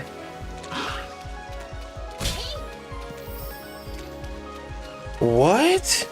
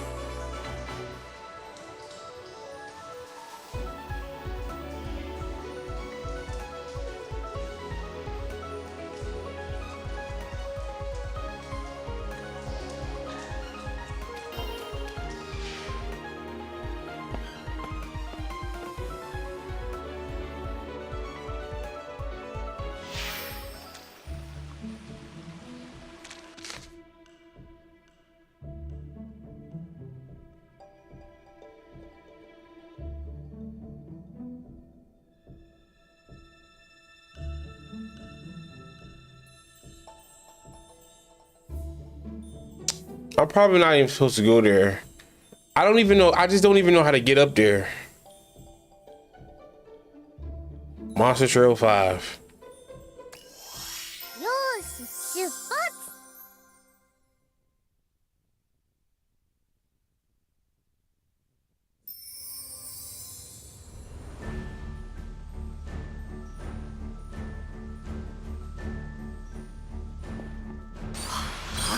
エリオットならやれるよ。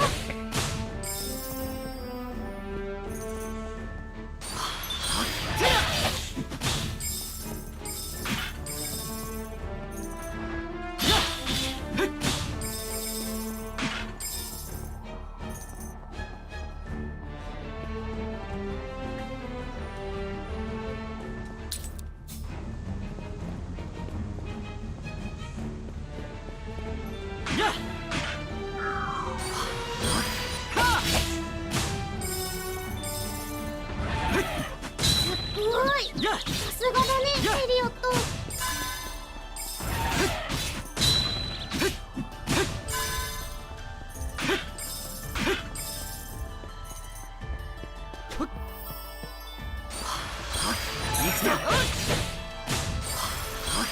見えた、そこだ。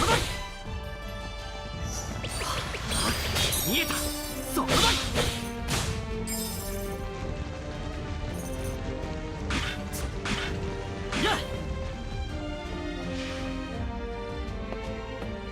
風を感じるよ。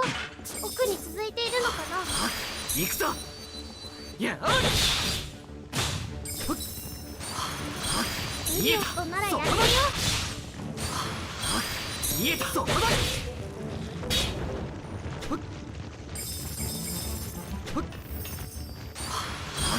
見えた、そこだ。すごいすごい。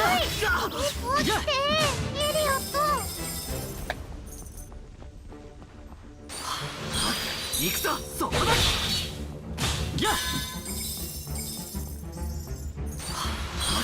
見えた。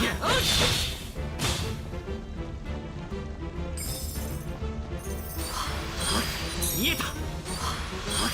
見えた、そこだ。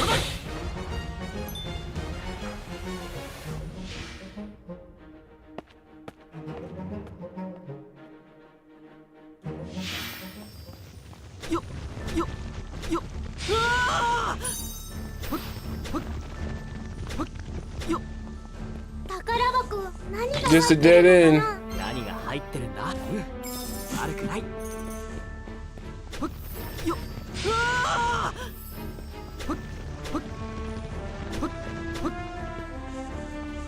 Dead end.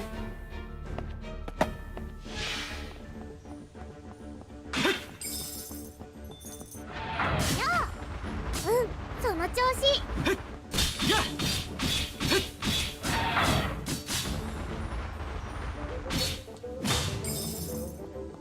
あいつ危険な感じがする。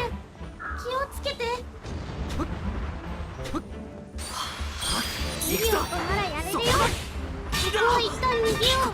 God damn it. 進んだら目を覚ましてエリオット。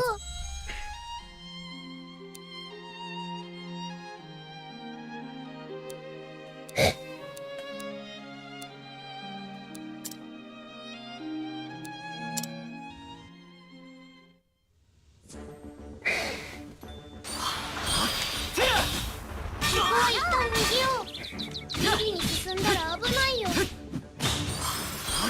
力が溜まってきたね。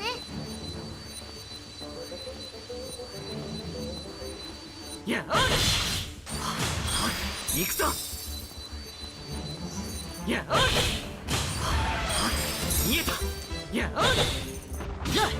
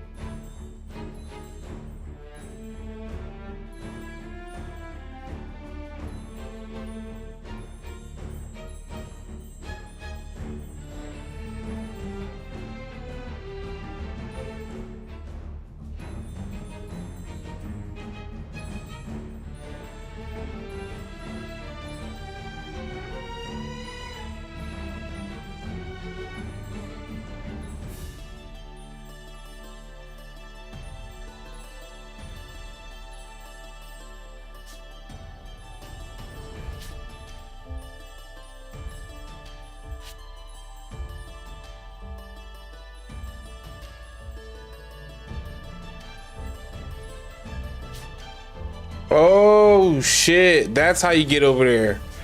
Fuck, bruh.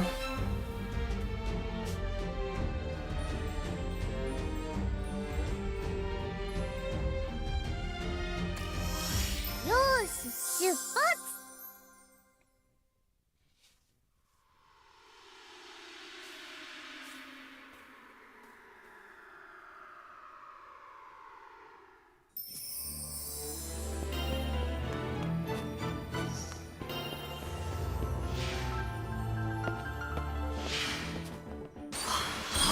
行くぞ。やあ。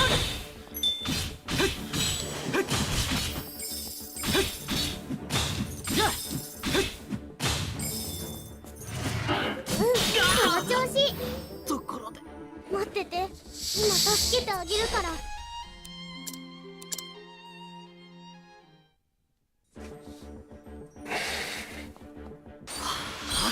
見えた。やあ。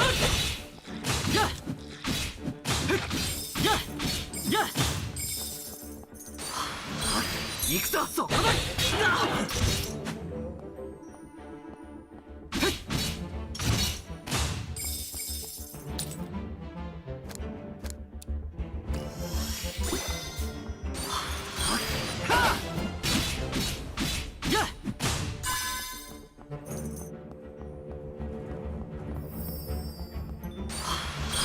行くぞ。そこだ。やれるよ。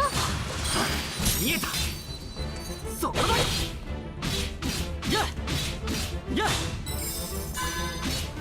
や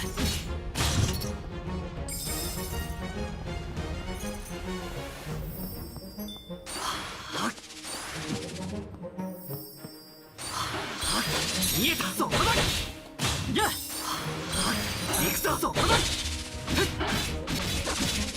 やや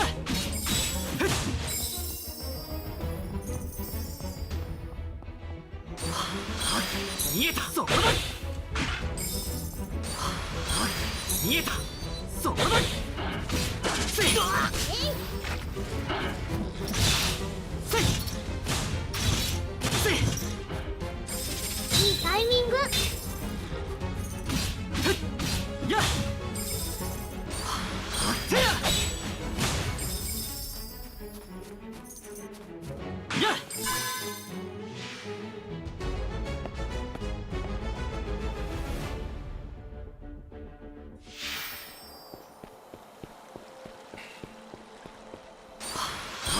行くぞ。力が溜まってるだね。見えた。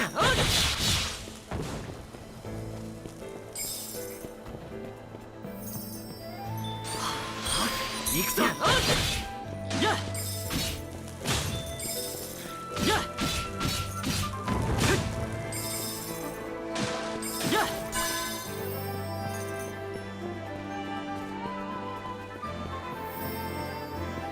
そうそう。冒険の道しるべを見つけたら忘れずに立ち寄らないと。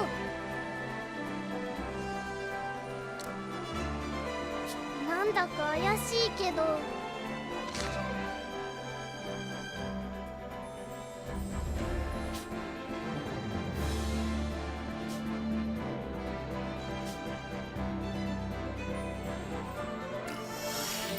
ーし出発。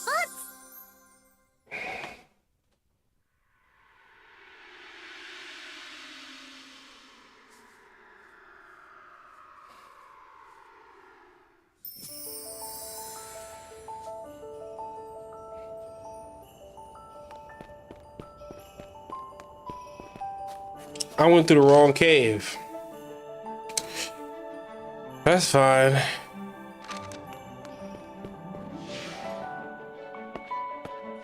れ、何か近くにいるかも。いい予感がする。やややエリオットならやれるよ。そこだ。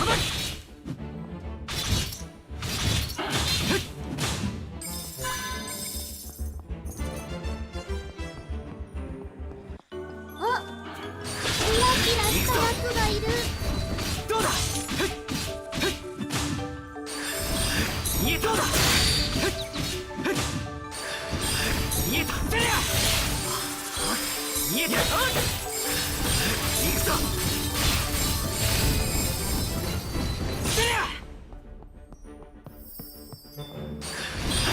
大丈夫？早く回復しないと。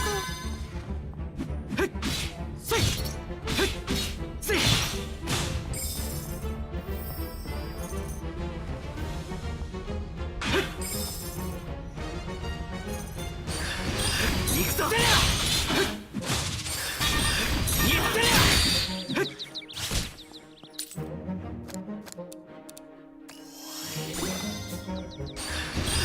力が溜まってきたね。見えた。せや。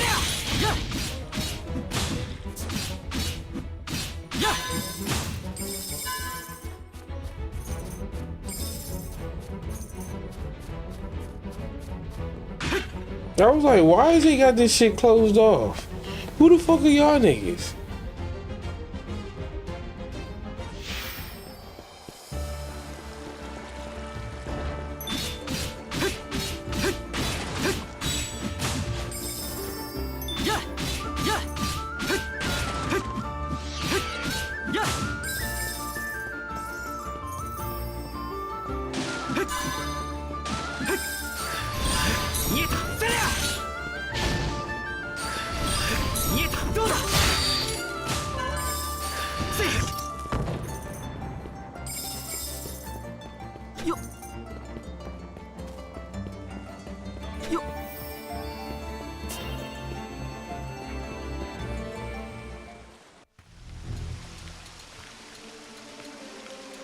魔力コンパスが指したのはここだ。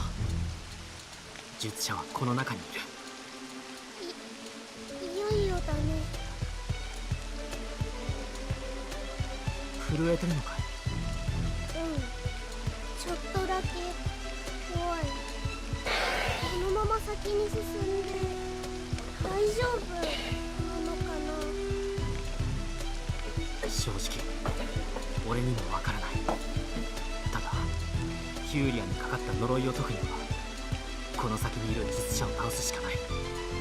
時間がない。進もう。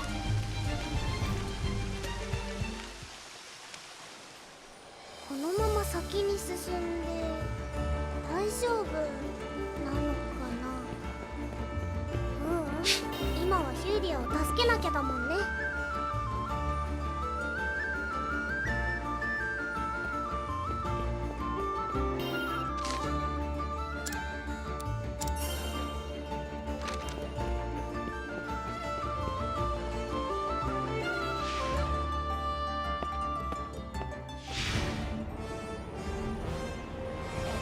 危なくなったらすぐ引き返そうね。